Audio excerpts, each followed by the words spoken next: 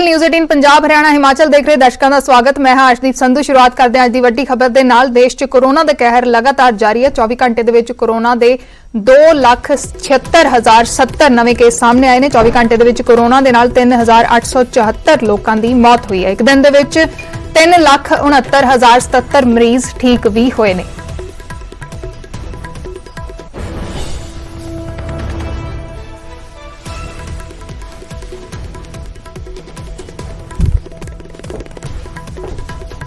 तो देश दे विच कोरोना दे 24 घंटे दे अंकड़े ने। पिछले 24 घंटिया के अंकड़े ने जिहड़े भारत सरकार दे वल्लों जारी किए गए हैं। तो जे केसां की गल करिए तो 2,76,070 नवे केस सामने आए हैं। पिछले 24 घंटे दे विच 3,69,077 मरीज ठीक हुए हैं तो 3,874 मौतां हुई ने। तो जे अंकड़ियां की गल करिए तो पिछले दिनों के विच किस तरीके दे नाल अंकड़े बदल रहे हैं तो उन्हां दी गल करते हैं। 14 मई नूं 3,26,098 नवे केस 24 घंटिया दे विच सामने आए सी।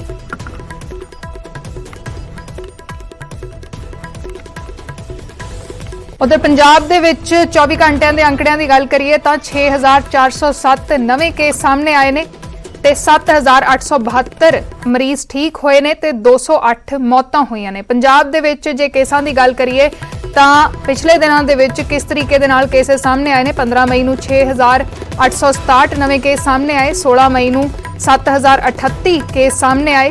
17 मई नूं 6,947, 18 मई नूं 7,143 ते 19 मई नूं 6,407 मरीज सामने आए ने। ते जे मौतां दे अंकड़ियां की गल करिए तो 15 मई नूं 217 मौतां हुईयां। 16 मई नूं 202, 17 मई नूं 194 मरीजों ने अपनी जान गवाई। 18 मई नूं 231 ते 19 मई नूं 208 मौतां हुई। 24 घंटिया का यह अंकड़ा है। तो जे हॉटस्पॉट जिलों की गल करिए तो 24 घंटिया लुधियाना दे विच 731 नवे केस सामने आए। जलंधर दे विच 661, बठिंडा च 658, मोहाली दे विच 603 ते फजलका दे विच 530 नवे केस देखने को मिले ने। 24 घंटिया का हाल है। वख-वख जिलों का यह हाल है। ते जे मौतां दे अंकड़े की गल करिए तो वख-वख जिलों की गल करते हैं। लुधियाना दे विच पिछले 24 घंटिया दे विच 27 मौतां हुईयां ने। बठिंडा दे विच 23, संगरूर च 18, पटियाला च 16 ते मुक्तसर ते मोहाली दे विच 15 लोगों ने जान गवाई है।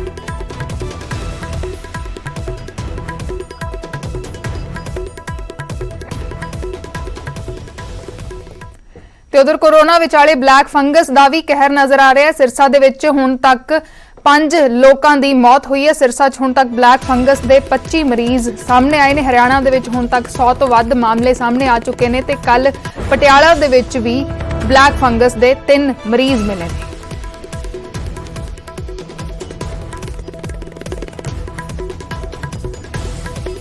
तो हुण कोरोना विचाले ब्लैक फंगस का भी खतरा बन गया। सिरसा दे विच ब्लैक फंगस के केसेस सामने आए हैं। पटियाला दे विच भी कल 3 मरीज मिले सी। सिरसा दे विच हुण तक 5 लोगों की ब्लैक फंगस के नाल मौत हो चुकी है।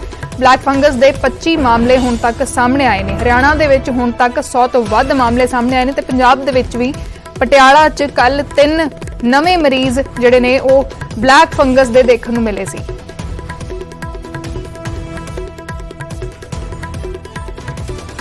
तो सिरसा तो इसे खबर ते वधेरे जानकारी के लिए साडे सहयोगी नकुल जसूजा जुड़े ने। नकुल, की है पूरी जानकारी? हुणे कोरोना दे विचाले एक नवा खतरा पैदा हो गया ब्लैक फंगस का, जिसके मामले लगातार सामने आ रहे हैं। बिल्कुल, देखो अर्शी, पिछले कई दिनों तो पहली गल तो हरियाणा के बीमारी को नोटिफाइड डिजीज घोषित कर दिता गया। उस तो बाद स्वास्थ्य महकमे वालों जिन्ने भी प्राइवेट अस्पताल के डॉक्टर ने उन्होंने एक पत्र जारी किया गया कि उस आख्या कि इस तरह के कोई भी मामले आन तो तुरंत स्वास्थ्य विभाग को जानकारी च पाया जाए। तो पिछले लगभग 4 दिनों की गल करिए तो सरसे दे विच 25 ब्लैक फंगस के मामले सामने आए ने। इन्हां दे विचों 5 लोगों की मौत हो गई है। 2 लोगों की मौत कुछ दिन पहला हुई थी जिन्हां दा इलाज जयपुर दे विच चल रहा सी। 3 लोगों की मौत की खबर कल आई है। इन्हां दे विच शहर का एक वड्डे व्यापारी नेता भी ने जिन्हां दा कल देहांत हो गया है। तमाम तैयारियां जिहड़ियां है प्राइवेट हॉस्पिटल की गई ने। लेकिन हरियाणा की जेकर गल करिए तो मैडिकल कॉलेज के विच एक स्पैशल वार्ड बनाया जा रहा है ब्लैक फंगस वास्ते। सरसा के नेड़े जिहड़ा अग्रोहा मैडिकल कॉलेज है उत्थे वार्ड बनाया गया है। सरकार वालों दावे किए जा रहे हैं कि हुण ब्लैक फंगस नूं ਬਲੈਕ ਫੰਗਸ ਦੀ ਬਿਮਾਰੀ ਨੂੰ ਨਿਪਟਣ ਨਾਲ ਵੀ तमाम ਤਿਆਰੀਆਂ ਕੀਤੀਆਂ ਜਾ ਰਹੀਆਂ ਨੇ, ਲੇਕਿਨ ਵੱਧ ਰਹੇ ਨੇ ਅਰਸ਼ੀ ਮਾਮਲੇ, ਕਿਉਂਕਿ ਡਾਕਟਰ ਜਿਹੜੇ ਦੱਸ ਰਹੇ ਨੇ ਕਿ ਇਹ ਪੋਸਟ ਕੋਵਿਡ ਇਫੈਕਟ ਹੈ। ਜਿਨ੍ਹਾਂ ਲੋਕਾਂ ਨੂੰ ਡਾਇਬੀਟੀਜ਼ ਹੈਗੀ ਉਹਨਾਂ ਨੂੰ ਸਟੀਰੋਇਡ ਦੀ ਮਾਤਰਾ ਦਿੱਤੀ ਜਾ ਰਹੀ ਹੈ ਇਲਾਜ ਦੇ ਦੌਰਾਨ, ਕੋਰੋਨਾ ਦੇ ਇਲਾਜ ਦੇ ਦੌਰਾਨ, ਤੇ ਉਸ ਤੋਂ ਬਾਅਦ ਜਿਹੜੇ ਮਾਮਲੇ ਫਿਲਹਾਲ ਵੱਧ ਰਹੇ ਨੇ। ਤੇ ਖਾਸ ਕਰ ਜੇਕਰ ਗੱਲ ਕਰੀਏ ENT ਡਾਕਟਰ ਦੀ, ਤਾਂ ਉਹਨਾਂ ਕੋਲੋਂ ਵੀ ਬਲੈਕ ਫੰਗਸ ਦੇ ਲੱਛਣਾਂ ਵਾਲੇ ਮਰੀਜ਼ਾਂ ਦੀ ਜਿਹੜੀ ਸੰਖਿਆ ਵੱਧ ਰਹੀ ਹੈ। ਰੋਜ਼ਾਨਾ ਜਿਹੜੇ ਡਾਕਟਰ ਦੱਸਦੇ ਨੇ, ਨਿੱਜੀ ਡਾਕਟਰ ਦੱਸਦੇ ਨੇ ਕਿ ਰੋਜ਼ਾਨਾ 4 ਤੋਂ 5 ਇਸ ਤਰ੍ਹਾਂ ਦੇ ਲੱਛਣ ਵਾਲੇ ਮਰੀਜ਼ ਆ ਰਹੇ ਨੇ। ਤਾਂ ਇੱਕ ਸਭ ਤੋਂ ਵੱਡਾ ਚਿੰਤਾ ਦਾ ਵਿਸ਼ਾ ਇਸ ਵੇਲੇ ਬਣਦਾ ਜਾ ਰਿਹਾ। ਜੀ ਸ਼ੁਕਰੀਆ ਨਕੁਲ ਇਸ तमाम ਜਾਣਕਾਰੀ ਦੇ ਲਈ। ਤਾਂ ਹੁਣ ਕੋਰੋਨਾ ਵਾਇਰਸ ਦੇ ਵਿਚਾਲੇ ਇੱਕ ਨਵਾਂ ਖਤਰਾ ਖੜਾ ਹੋ ਗਿਆ। ਬਲੈਕ ਫੰਗਸ ਦੇ ਕੇਸਿਸ ਸਾਹਮਣੇ ਆ ਰਹੇ ਨੇ। ਸਿਰਸਾ ਦੇ ਵਿੱਚ 5 ਮੌਤਾਂ ਹੋਈਆਂ ਨੇ, ਹਰਿਆਣਾ ਦੇ ਵਿੱਚ ਵੀ 100 ਮਾਮਲੇ ਦੇਖਣ ਨੂੰ ਮਿਲੇ ਨੇ, ਤੇ ਪਟਿਆਲਾ ਦੇ ਵਿੱਚ ਵੀ ਕੱਲ 3 ਬਲੈਕ ਫੰਗਸ ਦੇ ਕੇਸ ਸਾਹਮਣੇ ਆਏ ਸੀ।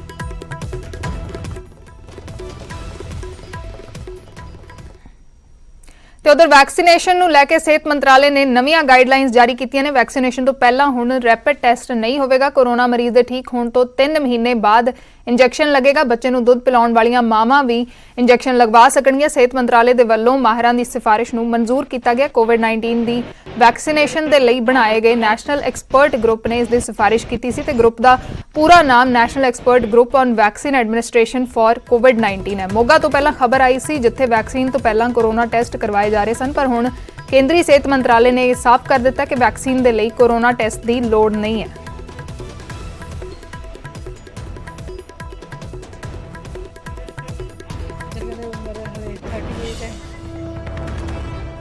ਤਾਂ ਵੈਕਸੀਨੇਸ਼ਨ ਤੋਂ ਪਹਿਲਾਂ ਹੁਣ ਰੈਪਿਡ ਟੈਸਟ ਦੀ ਜ਼ਰੂਰਤ ਨਹੀਂ ਹੋਵੇਗੀ। ਪਹਿਲਾਂ ਮੋਗਾ ਤੋਂ ਖਬਰ ਆਈ ਸੀ ਜਿੱਥੇ ਵੈਕਸੀਨੇਸ਼ਨ ਤੋਂ ਪਹਿਲਾਂ ਰੈਪਿਡ ਟੈਸਟ ਕੀਤਾ ਜਾ ਰਿਹਾ ਸੀ ਕੋਰੋਨਾ ਵਾਇਰਸ ਦਾ, ਲੇਕਿਨ ਹੁਣ ਟੈਸਟ ਕਰਾਉਣ ਦੀ ਜ਼ਰੂਰਤ ਨਹੀਂ ਹੋਵੇਗੀ। ਕੇਂਦਰੀ ਸਿਹਤ ਮੰਤਰਾਲੇ ਨੇ ਨਵੀਆਂ ਗਾਈਡਲਾਈਨਸ ਕੋਰੋਨਾ ਵਾਇਰਸ ਦੀ ਵੈਕਸੀਨੇਸ਼ਨ ਦੇ ਬਾਰੇ ਜਾਰੀ ਕੀਤੀਆਂ ਨੇ। ਉਸ ਦੇ ਵਿੱਚ ਇਹ ਵੀ ਖਾਸ ਇੱਕ ਗਾਈਡਲਾਈਨ ਜਾਰੀ ਕੀਤੀ ਹੈ ਕਿ ਬੱਚੇ ਨੂੰ ਦੁੱਧ ਪਿਲਾਉਣ ਵਾਲੀਆਂ ਮਾਵਾਂ ਵੀ ਹੁਣ ਵੈਕਸੀਨ ਲਗਵਾ ਸਕਣਗੀਆਂ। ਇਹ ਨਵੇਂ ਨਿਰਦੇਸ਼ ਵੈਕਸੀਨੇਸ਼ਨ ਦੇ ਬਾਰੇ ਜਾਰੀ ਕੀਤੇ ਗਏ ਨੇ। ਮੋਗਾ ਦੇ ਵਿੱਚ ਕੋਰੋਨਾ ਰੈਪਿਡ ਟੈਸਟ ਪਹਿਲਾਂ ਕਰਵਾਇਆ ਜਾ ਰਿਹਾ ਸੀ, ਹੁਣ ਜ਼ਰੂਰਤ ਨਹੀਂ ਹੋਵੇਗੀ।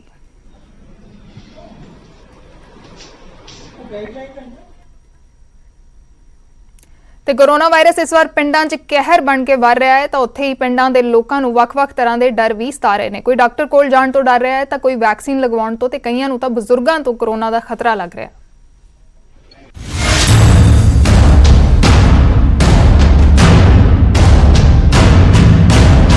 ਪਿੰਡਾਂ 'ਚ ਵੱਧ ਰਹੇ ਕੋਰੋਨਾ ਕੇਸਾਂ ਨੇ ਲੋਕਾਂ 'ਚ ਵੀ ਡਰ ਵਧਾ ਦਿੱਤਾ ਹੈ। ਵੱਖ-ਵੱਖ ਪਿੰਡਾਂ ਦੇ ਲੋਕਾਂ ਨੂੰ ਵੱਖੋ-ਵੱਖ ਤਰ੍ਹਾਂ ਦੇ ਡਰ ਸਤਾ ਰਹੇ ਨੇ। ਮੋਗਾ ਦਾ ਪਿੰਡ ਸਾਫੂਵਾਲਾ ਜਿੱਥੇ 100% ਲੋਕਾਂ ਨੂੰ ਵੈਕਸੀਨ ਲੱਗ ਚੁੱਕੀ ਹੈ, ਪਰ ਫੁੱਲ ਵੈਕਸੀਨੇਟਡ ਪਿੰਡ ਦੇ ਲੋਕ ਅਜੇ ਵੀ ਕੋਰੋਨਾ ਤੋਂ ਡਰ ਰਹੇ ਨੇ। ਪਿੰਡ 'ਚ ਖਾਂਸੀ, ਬੁਖਾਰ, ਜ਼ੁਕਾਮ ਹੋਣ ਤੇ ਲੋਕ ਡਰਦੇ ਡਾਕਟਰ ਕੋਲ ਨਹੀਂ ਜਾ ਰਹੇ ਕਿ ਕਿਤੇ ਉਹਨਾਂ ਨੂੰ ਕੋਰੋਨਾ ਟੈਸਟ ਦੇ ਲਈ ਨਾ ਕਹਿ ਦੇਣ। ਲੋਕਾਂ ਦਾ ਕਹਿਣਾ ਹੈ ਕਿ ਉਹ ਘਰ ਦੇ ਵਿੱਚ ਹੀ ਆਪਣਾ ਇਲਾਜ ਕਰ ਰਹੇ ਨੇ। ਲੋਕ ਡਰਦੇ ਮਾਰੇ ਚੰਗੇ ਡਾਕਟਰ ਕੋਲੇ ਨਹੀਂ ਜਾਂਦੇ ਵੀ ਸਾਨੂੰ ਕਿਤੇ ਕੋਰੋਨਾ ਦੀ ਬਿਮਾਰੀ ਨਾ ਆ ਜੇ, ਪਰ ਬਾਅਦ ਚ ਜਾਣ ਦਾ ਕੀ ਫਾਇਦਾ। ਇਹ ਪਹਿਲਾਂ ਹੀ ਆਪਦਾ ਇਲਾਜ ਕਰਾਉਣਾ ਚਾਹੀਦਾ ਜੀ। ਜਿਹਨੂੰ ਕੋਈ ਇਹ ਪ੍ਰੋਬਲਮ ਆਉਂਦੀ ਆ ਡਾਕਟਰ ਦੇ ਜਾਵੇ, ਆਪਦਾ ਇਲਾਜ ਕਰਾਵੇ ਜੀ। ਕਿਸ ਤਰ੍ਹਾਂ ਦਾ ਇਲਾਜ ਜਿਹੜਾ ਇੱਥੇ ਪਿੰਡ ਦੇ ਵਿੱਚ ਹੋ ਜਾਂਦਾ? ਲੋਕ ਜ਼ਿਆਦਾਤਰ ਪਿੰਡ 'ਚ ਹੀ ਇਲਾਜ ਕਰਾਉਂਦੇ? ਹਾਂਜੀ, ਪਿੰਡ 'ਚ ਇਲਾਜ। ਪਿੰਡ 'ਚ ਇਲਾਜ ਕੀ ਹੁੰਦਾ ਜੀ? ਕੋਈ ਖਾਸ ਇੱਥੇ ਕੋਈ ਟੈਸਟਿੰਗ ਨਹੀਂ ਹੋਣੇ ਜੀ, ਤੇ ਕੋਈ ਇਲਾਜ ਨਹੀਂ ਜੀ ਪਿੰਡ 'ਚ। ਸਾਡੇ ਪਿੰਡ ਵਾਲੇ ਲੋਕ ਬਾਲੇ ਦਾ ਕਰਤਾ ਜੀ, ਇਹੀ ਕਰ ਰਹੇ ਜੀ, ਡਰ ਜਾਂਦੇ ਆ ਜੀ, ਸ਼ਹਿਰ ਨਹੀਂ ਜਾ ਰਹੇ ਜੀ, ਪਿੰਡ ਤੋਂ ਹੀ ਦਵਾਈ ਲੈ ਲੈਂਦੇ ਆ ਜੀ, ਸ਼ਹਿਰ ਨਹੀਂ ਜਾ ਰਹੇ ਜੀ, ਡਰਦੇ ਲੋਕ ਕਹਿ ਰਹੇ ਆ ਵੀ ਕਿਤੇ ਕੋਰੋਨਾ ਪੋਜ਼ਿਟਿਵ ਨਾ ਹੋ ਜਾਏ। ਉਹਨਾਂ ਨੂੰ ਲੈ ਕੇ ਤੁਹਾਡੇ ਮਨ 'ਚ ਕਿਸ ਤਰ੍ਹਾਂ ਦਾ ਡਰ ਹੈ? ਮੰਨ ਲਓ ਅਗਰ ਪਿੰਡ 'ਚ ਕੋਈ ਕੋਰੋਨਾ ਪੋਜ਼ਿਟਿਵ ਆਉਂਦਾ ਜਾਂ ਕੋਈ ਖਾਂਸੀ ਜ਼ੁਕਾਮ ਹੁੰਦੀ ਹੈ, ਫਿਰ ਉਸ ਦਾ ਕਿਸ ਤਰ੍ਹਾਂ ਦਾ ਡਰ ਬਣ ਜਾਂਦਾ? ਬਸ ਉਹ ਇਸ ਤਰ੍ਹਾਂ ਹੀ ਡਰ ਬਣ ਜਾਂਦਾ ਵੀ ਕਦੇ ਵੀ ਕੋਰੋਨਾ ਪੋਜ਼ਿਟਿਵ ਨਾ ਕਰਦੇ ਜੀ, ਪਿੰਡ 'ਚ ਹੀ ਦਵਾਈ ਲੈ ਰਹੇ ਆ ਜੀ, ਸ਼ਹਿਰ ਨਹੀਂ ਕੋਈ ਜਾ ਰਿਹਾ ਜੀ ਡਰਦੇ। ਉਧਰ ਰਾਜਪੁਰਾ ਦੇ ਲੋਕ ਵੈਕਸੀਨ ਲਗਵਾਉਣ ਤੋਂ ਡਰ ਰਹੇ ਨੇ। ਪਿੰਡ ਵਾਸੀਆਂ ਮੁਤਾਬਕ ਉਹ ਬਿਲਕੁਲ ਤੰਦਰੁਸਤ ਨੇ ਅਤੇ ਉਹ ਟੀਕਾ ਨਹੀਂ ਲਗਵਾਉਣਗੇ ਕਿਉਂਕਿ ਟੀਕੇ ਤੋਂ ਉਹਨਾਂ ਨੂੰ ਡਰ ਹੈ। ਥੋੜੀ ਸੀ ਜਾਗਰੂਕਤਾ ਆਏਗੀ ਇਸ ਸੰਬੰਧੀ ਚ ਵੀ ਅਸੀਂ ਪਿੰਡ ਲਈ ਚਲੋ ਆਪਣੇ ਲਈ ਵੀ ਵੈਕਸੀਨ ਲਈ ਵੀ, ਕਿਉਂਕਿ ਸੋਸ਼ਲ ਮੀਡੀਆ ਤੇ ਜੋ ਅਫਵਾਹ ਫੈਲਾਈ ਜਾ ਰਹੀ ਹੈ ਵੈਕਸੀਨ ਨਾਲ ਇਹ ਹੋ ਜਾਏਗਾ ਉਹ ਹੋ ਜਾਏਗਾ, ਉਸ ਕਰਕੇ ਲੋਕ ਡਰ ਜਾਂਦੇ ਆ। ਅਦਰਵਾਈਜ਼ ਵੈਕਸੀਨ ਹੁਣ ਮੇਰੇ ਪਿੰਡ 250-300 ਬੰਦਾ ਲਵਾ ਚੁੱਕਿਆ ਜੀ, ਜਿਨ੍ਹਾਂ ਚੋਂ ਕਿਸੇ ਦੀ ਕੋਈ ਉਹ ਨਹੀਂ ਹੈ ਵੀ ਕੋਈ ਫੀਵਰ ਜਾਂ ਐਸਾ ਕੁਛ, ਐਸੀ ਕੋਈ ਸ਼ਿਕਾਇਤ ਨਹੀਂ। ਉਧਰ ਬਟਾਲਾ ਦੇ ਪਿੰਡ ਧੁੱਪਸੜੀ ਦੇ ਲੋਕਾਂ ਨੂੰ ਬਜ਼ੁਰਗਾਂ ਤੋਂ ਕੋਰੋਨਾ ਦਾ ਡਰ ਸਤਾ ਰਿਹਾ ਹੈ ਕਿਉਂਕਿ ਬਜ਼ੁਰਗਾਂ ਨੂੰ ਪੈਨਸ਼ਨ ਲੈਣ ਦੇ ਲਈ ਸ਼ਹਿਰਾਂ 'ਚ ਜਾਣਾ ਪੈਂਦਾ ਹੈ ਤੇ ਉੱਥੋਂ ਲਾਈਨਾਂ 'ਚ ਲੱਗ ਇੰਤਜ਼ਾਰ ਵੀ ਕਰਨਾ ਪੈਂਦਾ ਹੈ, ਜਿਸ ਕਾਰਨ ਪਿੰਡ ਵਾਸੀਆਂ ਨੂੰ ਡਰ ਹੈ ਕਿ ਕੋਈ ਬਜ਼ੁਰਗ ਪਿੰਡ ਵਿੱਚ ਕੋਰੋਨਾ ਪੋਜ਼ਿਟਿਵ ਹੋ ਕੇ ਨਾ ਆ ਜਾਵੇ। ਇਸ ਲਈ ਪਿੰਡ ਦੇ ਸਰਪੰਚ ਨੇ ਮੁੱਖ ਮੰਤਰੀ ਨੂੰ ਬਜ਼ੁਰਗਾਂ ਨੂੰ ਪਿੰਡਾਂ 'ਚ ਹੀ ਪੈਨਸ਼ਨ ਦੇਣ ਦੀ ਅਪੀਲ ਕੀਤੀ ਹੈ। ਬਜ਼ੁਰਗ ਲੋਕ ਪੈਨਸ਼ਨ ਲੈਣ ਜਾਂਦੇ ਆ, ਵਿਧਵਾ ਜਨਾਨੀਆਂ ਦੀਆਂ ਅੰਗਹੀਨ ਲੈਣ ਪੈਨਸ਼ਨ ਲੈਣ ਜਾਂਦੇ ਨੇ, ਉਹ ਅਨਪੜ੍ਹ ਲੋਕ ਨੇ। ਉਹਨਾਂ ਨੂੰ ਸੋਸ਼ਲ ਡਿਸਟੈਂਸ ਦਾ ਨਹੀਂ ਧਿਆਨ ਰੱਖਿਆ ਜਾਂਦਾ। ਉਹਨਾਂ ਨੂੰ ਪਤਾ ਨਹੀਂ ਵੀ ਆਪਾਂ ਕਿਸ ਚੀਜ਼ ਨੂੰ ਹੱਥ ਲਾਉਣਾ ਚਾਹੇ ਨਹੀਂ ਲਾਉਣਾ। ਮੈਂ ਸਰਕਾਰ ਨੂੰ ਅਪੀਲ ਕੀਤੀ ਸੀ ਕਿ ਪੰਚਾਇਤਾਂ ਨੂੰ ਅਧਿਕਾਰ ਦਿੱਤੇ ਜਾਣ, ਪੰਚਾਇਤ ਸੈਕਟਰੀਆਂ ਨੂੰ ਦਿੱਤੇ ਜਾਣ, ਜਾਂ ਆਪਣੇ ਕੋਲ ਉੱਚ ਅਧਿਕਾਰੀ ਨੂੰ ਚਾਹੀਦਾ ਕੋਈ ਪਿੰਡੋਂ ਪਿੰਡ ਜਾ ਕੇ ਪੈਨਸ਼ਨਾਂ ਵੰਡਣ। ਗੌਰਤਲਬ ਹੈ ਕਿ ਇਸ ਵਾਰ ਸ਼ਹਿਰਾਂ ਦੇ ਨਾਲ-ਨਾਲ ਪਿੰਡਾਂ ਦੇ ਵਿੱਚ ਵੀ ਕੋਰੋਨਾ ਦਾ ਜ਼ਬਰਦਸਤ ਕਹਿਰ ਹੈ। ਮੁੱਖ ਮੰਤਰੀ ਵੀ ਆਪਣੇ ਸੰਬੋਧਨ 'ਚ ਬਾਰ-ਬਾਰ ਪਿੰਡ ਦੇ ਲੋਕਾਂ ਦਾ ਜ਼ਿਕਰ ਕਰਦੇ ਨੇ, ਪਰ ਸਰਕਾਰ ਨੂੰ ਬਜ਼ੁਰਗਾਂ ਦੀ ਪੈਨਸ਼ਨ ਡਾਇਰੈਕਟ ਉਹਨਾਂ ਤੱਕ ਪਹੁੰਚਾਉਣ ਬਾਰੇ ਸੋਚਣਾ ਚਾਹੀਦਾ ਹੈ ਤਾਂ ਉੱਥੇ ਲੋਕਾਂ ਨੂੰ ਵੈਕਸੀਨ ਲਗਵਾਉਣ ਤੋਂ ਡਰਨ ਦੀ ਕੋਈ ਲੋੜ ਨਹੀਂ ਹੈ। Bureau report, news 18 Punjab. ਤੇ ਉਧਰ ਮੁੱਖ ਮੰਤਰੀ ਦੀ ਅਪੀਲ ਦਾ ਅਸਰ ਨਜ਼ਰ ਆ ਰਿਹਾ। ਪਿੰਡਾਂ 'ਚ ਲੋਕ ਕੋਰੋਨਾ ਵੈਕਸੀਨ ਲਗਵਾ ਰਹੇ ਨੇ। ਜੰਡਿਆਲਾ ਦੇ ਪਿੰਡ ਬੰਡਾਲਾ 'ਚ ਲੋਕਾਂ ਨੇ ਵੈਕਸੀਨ ਲਗਵਾਈ। ਵੈਕਸੀਨੇਸ਼ਨ ਕੈਂਪ ਦੇ ਵਿੱਚ 100 ਲੋਕਾਂ ਨੇ ਇੰਜੈਕਸ਼ਨ ਲਗਵਾਏ। ਸਰਪੰਚ ਦਾ ਇਹ ਵੀ ਕਹਿਣਾ ਹੈ ਕਿ ਪਿੰਡਾਂ ਦੇ ਵਿੱਚ ਠੀਕਰੀ ਪਹਿਰੇ ਲਗਾਏ ਜਾਣਗੇ। ਕਾਂਗਰਸ ਵਿਧਾਇਕ ਡੈਨੀ ਦਾ ਇਹ ਪਿੰਡ ਹੈ। ਮੁੱਖ ਮੰਤਰੀ ਕੈਪਟਨ ਅਮਰਿੰਦਰ ਸਿੰਘ ਵੱਲੋਂ ਚਿੰਤਾ ਜ਼ਾਹਿਰ ਕੀਤੀ ਗਈ ਹੈ ਕਿ ਕੋਵਿਡ ਹੁਣ ਪਿੰਡਾਂ ਦੇ ਵਿੱਚ ਵੀ ਪੈਰ ਪਸਾਰ ਰਿਹਾ, ਔਰ ਉਹਨਾਂ ਵੱਲੋਂ ਇੱਕ ਅਪੀਲ ਕੀਤੀ ਗਈ ਸੀ ਕਿ ਪਿੰਡਾਂ ਦੇ ਲੋਕ ਵੈਕਸੀਨ ਦੇ ਲਈ ਬਾਹਰ ਨਿਕਲਣ ਔਰ ਵੈਕਸੀਨੇਸ਼ਨ ਕਰਵਾਉਣ। ਤਾਂ ਨਾਲ ਦੀ ਨਾਲ ਪਿੰਡਾਂ ਦੇ ਸਰਪੰਚਾਂ ਨੂੰ ਇੱਕ ਆਫਰ ਵੀ ਦਿੱਤੀ ਗਈ ਕਿ ਜਿਸ ਦੇ ਪਿੰਡ ਦੇ ਵਿੱਚ 100% ਦੀ ਜਿਹੜੀ ਵੈਕਸੀਨੇਸ਼ਨ ਹੋਏਗੀ ਤਾਂ ਉਸ ਪਿੰਡ ਨੂੰ 10 ਲੱਖ ਗ੍ਰਾਂਟ ਦਿੱਤੀ ਜਾਏਗੀ। ਇਸ ਵੇਲੇ ਅਸੀਂ ਜੰਡਿਆਲਾ ਗੁਰੂ ਦੇ ਵਿਧਾਇਕ ਸੁਖਵਿੰਦਰ ਸਿੰਘ ਡੈਣੀ ਦੇ ਪਿੰਡ ਬੰਡਾਲਾ ਦੇ ਵਿੱਚ, ਜਿੱਥੇ ਕਿ ਇੱਕ ਕੈਂਪ ਲਗਾਇਆ ਗਿਆ, ਵੈਕਸੀਨੇਸ਼ਨ ਕੈਂਪ। ਇੱਥੇ ਬਹੁਤ ਸਾਰੇ ਜਿਹੜੇ ਲੋਕ ਨੇ ਪਿੰਡ ਦੇ, ਉਹ ਵੈਕਸੀਨੇਸ਼ਨ ਕਰਵਾਉਣ ਦੇ ਲਈ ਪਹੁੰਚੇ ਨੇ। ਉਹਨਾਂ ਦੇ ਨਾਲ ਵੀ ਗੱਲਬਾਤ ਕਰਦੇ। ਮੈਮ, ਤੁਸੀਂ ਵੈਕਸੀਨੇਸ਼ਨ ਕਰਵਾ ਲਈ, ਔਰ ਕੀ ਤੁਸੀਂ ਮੈਸੇਜ ਦੇਣਾ ਚਾਹੁੰਦੇ ਬਾਕੀ ਲੋਕਾਂ ਨੂੰ, ਕਿਉਂਕਿ ਇਹ ਗੱਲ ਕਹੀ ਜਾ ਰਹੀ ਕਿ ਪਿੰਡਾਂ ਦੇ ਵਿੱਚ ਲੋਕ ਅਵੇਅਰ ਨਹੀਂ ਹੈ। ਸਿੰਘ ਜੀ ਡੈਣੀ ਬੰਡਾਲਾ ਹਲਕਾ ਜੰਡਿਆਲਾ ਗੁਰੂ, ਉਹਨਾਂ ਨੇ ਵਿਸ਼ੇਸ਼ ਤੌਰ ਦੇ ਉੱਤੇ ਟੀਮ ਬੁਲਾ ਕੇ ਆਪਣੇ ਪਿੰਡ ਦੇ ਵਿੱਚ ਡਿਊਟੀ ਲਾਈ ਆ, ਜਿਹਦਾ ਕਰਕੇ ਅੱਜ ਮੇਰਾ ਖਿਆਲ ਡਾਕਟਰ ਸਾਹਿਬ ਦੱਸ ਰਹੇ ਵੀ 100 ਆਪਣੇ 18 ਸਾਲ ਤੋਂ ਲੈ ਕੇ 44 ਸਾਲ ਤੱਕ ਅੱਜ ਟੀਕਾਕਰਨ ਇੱਥੇ ਬੰਡਾਲੇ ਵਿੱਚ ਕੀਤਾ ਗਿਆ ITI ਦੇ ਵਿੱਚ। ਸੋ ਸਾਡੇ MLA ਸਾਹਿਬ ਬਹੁਤ ਹੀ ਆਪਣੇ ਹਰ ਇੱਕ ਧਿਆਨ ਦੇ ਵਿੱਚ ਕੰਮ ਕਰ ਰਹੇ। ਜਿਸ ਤਰ੍ਹਾਂ ਸਾਡੇ ਮਹਾਰਾਜਾ ਕੈਪਟਨ ਅਮਰਿੰਦਰ ਸਿੰਘ ਹੁਣਾਂ ਦੀਆਂ ਜੋ ਹਦਾਇਤਾਂ ਵਾ, ਜਿਸ ਤਰ੍ਹਾਂ ਉਹਦੀ ਠੀਕਰੀ ਪਹਿਰੇ ਬਾਰੇ ਕਹਿ ਰਹੇ ਜੇ, ਅਸੀਂ ਆਪਣੀ ਪਾਰਟੀ ਦੇ ਹੁਕਮਾਂ ਦੇ ਤੌਰ ਤੇ ਹੀ ਚੱਲਦੇ ਹਾਂ। ਸਾਡੇ ਜੋ ਮਾਨਯੋਗ ਮੁੱਖ ਮੰਤਰੀ ਕੈਪਟਨ ਅਮਰਿੰਦਰ ਸਿੰਘ ਆ, ਉਹ ਪਹਿਲੋਂ ਤੋਂ ਵੀ ਜੋ ਕੋਵਿਡ ਦਾ ਲਾ ਲਓ ਇਹਦੇ ਉੱਤੇ ਜਦੋਂ ਚੱਲ ਰਿਹਾ, ਉਹਨਾਂ ਕਿੰਨਾ ਕੰਟਰੋਲ ਕੀਤਾ ਪੂਰੇ ਪੰਜਾਬ ਦੇ ਵਿੱਚ। ਪੰਜਾਬ ਸਰਕਾਰ ਦੀਆਂ ਟੀਮਾਂ ਲਾ ਕੇ ਪੰਜਾਬ ਨੂੰ ਸਾਰੇ ਨੂੰ ਬਚਾ ਕੇ ਰੱਖਿਆ। ਤੁਹਾਨੂੰ ਪਤਾ ਹੈ ਕਿ ਦੂਜੀਆਂ ਸਟੇਟਾਂ ਦੇ ਨਾਲੋਂ ਪੰਜਾਬ ਸਾਰੀ ਜਗ੍ਹਾ ਸੇਫ ਰਿਹਾ। ਬਾਕੀ ਅੱਜ ਤੁਹਾਨੂੰ ਮੈਂ ਵੀ ਦੱਸਾਂ, ਤੁਸੀਂ ਸਵੇਰੇ ਡਿਬੇਟ ਲਈ ਸਾਡੇ ਬੰਡਾਲੇ ਅੱਡੇ ਦੇ ਉੱਤੇ ਆ ਗਏ। ਮੈਂ ਆਪਣੇ ਵਿਰੋਧੀਆਂ ਨੂੰ ਇਹ ਇੱਕ ਕਹਿਣਾ ਚਾਹੁੰਦਾ ਵੀ ਇਹ ਇਸ ਟਾਈਮ ਦੇ ਉੱਤੇ, ਮਹਾਂਮਾਰੀ ਦੇ ਟਾਈਮ ਦੇ ਉੱਤੇ, ਆਪਾਂ ਨੂੰ ਇਹੋ ਜਿਹੀ ਗੰਦੀ ਸਿਆਸਤ ਨਹੀਂ ਕਰਨੀ ਚਾਹੀਦੀ। ਸਾਡੇ MLA ਸਾਹਿਬ ਸਰਦਾਰ ਸੁਖਵਿੰਦਰ ਸਿੰਘ ਜੀ ਡੈਣੀ ਬੰਡਾਲਾ ਕਿਸੇ ਦੇ ਨਾਲ ਕੋਈ ਪੱਖਵਾਦ, ਕਿਸੇ ਦੇ ਨਾਲ ਕੋਈ ਪਾਰਟੀਬਾਜ਼ੀ ਨਹੀਂ ਰੱਖਦੇ ਪਿੰਡ ਦੇ ਵਿੱਚ। ਮੇਰਾ ਸਿੱਧਾ ਸਵਾਲ, ਕੀ ਬੰਡਾਲੇ ਪਿੰਡ ਦੇ ਵਿੱਚ ਠੀਕਰੀ ਪਹਿਰਾ ਲਗਵਾਇਆ ਜਾਏਗਾ ਜਾਂ ਨਹੀਂ? ਸਾਨੂੰ ਜੋ ਪਾਰਟੀ ਵੱਲੋਂ ਹੁਕਮ ਹੋਏਗਾ, ਸਾਡੇ ਮੁੱਖ ਮੰਤਰੀ ਕੈਪਟਨ ਅਮਰਿੰਦਰ ਸਿੰਘ ਉਹਨਾਂ ਦੇ ਹੱਥ ਵਾਗਡੋਰ ਹੈ ਪੂਰੇ ਪੰਜਾਬ ਦੀ। ਉਹਨਾਂ ਪੰਜਾਬ ਨੂੰ ਕਿਸ ਤਰ੍ਹਾਂ ਬਚਾਉਣਾ, ਕਿਸ ਤਰ੍ਹਾਂ ਸੇਫ ਰੱਖਣਾ, ਜੇ ਸਾਨੂੰ ਠੀਕਰੀ ਪਹਿਰਾ ਕਹਿਣਗੇ, ਸਾਡੇ ਜ਼ਿੰਮੇਵਾਰ ਸਾਰੇ ਚੇਅਰਮੈਨ ਹਰਜੀਤ ਸਿੰਘ ਜੀ ਬੈਠੇ ਨੇ। ਉਧਰ ਕੋਰੋਨਾ ਟੈਸਟਿੰਗ ਤੇ ICMR ਦਾ ਵੱਡਾ ਫੈਸਲਾ ਸਾਹਮਣੇ ਆਇਆ। ਹੁਣ ਘਰ ਦੇ ਵਿੱਚ ਹੀ ਕੋਰੋਨਾ ਦੀ ਜਾਂਚ ਹੋ ਸਕੇਗੀ। Home based rapid antigen kit ਨੂੰ ਪ੍ਰਵਾਨਗੀ ਦੇ ਦਿੱਤੀ ਗਈ ਹੈ। ਸਿੰਪਟੋਮੈਟਿਕ ਮਰੀਜ਼ਾਂ ਦੇ ਲਈ ਇਹ ਹੋਮ ਟੈਸਟਿੰਗ ਹੋਵੇਗੀ, ਯਾਨੀ ਕਿ ਜੇ ਤੁਹਾਡੇ ਵਿੱਚ ਲੱਛਣ ਪਾਏ ਜਾਂਦੇ ਨੇ ਕੋਰੋਨਾ ਵਾਇਰਸ ਦੇ, ਤਾਂ ਤੁਹਾਡੇ ਲਈ ਇਹ ਹੋਮ ਟੈਸਟਿੰਗ ਕਿਟ ਹੋਵੇਗੀ। ਪੀੜਤ ਦੇ ਸੰਪਰਕ 'ਚ ਆਉਣ ਵਾਲਿਆਂ ਨੂੰ ਵੀ ਇਜਾਜ਼ਤ ਹੋਵੇਗੀ। ਅਗਰ ਤੁਸੀਂ ਕਿਸੇ ਪੋਜ਼ਿਟਿਵ ਮਰੀਜ਼ ਦੇ ਸੰਪਰਕ ਦੇ ਵਿੱਚ ਆਉਂਦੇ ਹੋ ਤਾਂ ਵੀ ਇਹ ਟੈਸਟਿੰਗ ਕਿਟ ਵਰਤੀ ਜਾ ਸਕੇਗੀ। ਕੋਵਿਸੈਲਫ ਇਸ ਹੋਮ ਬੇਸਡ ਟੈਸਟਿੰਗ ਕਿਟ ਦਾ ਨਾਮ ਹੈ।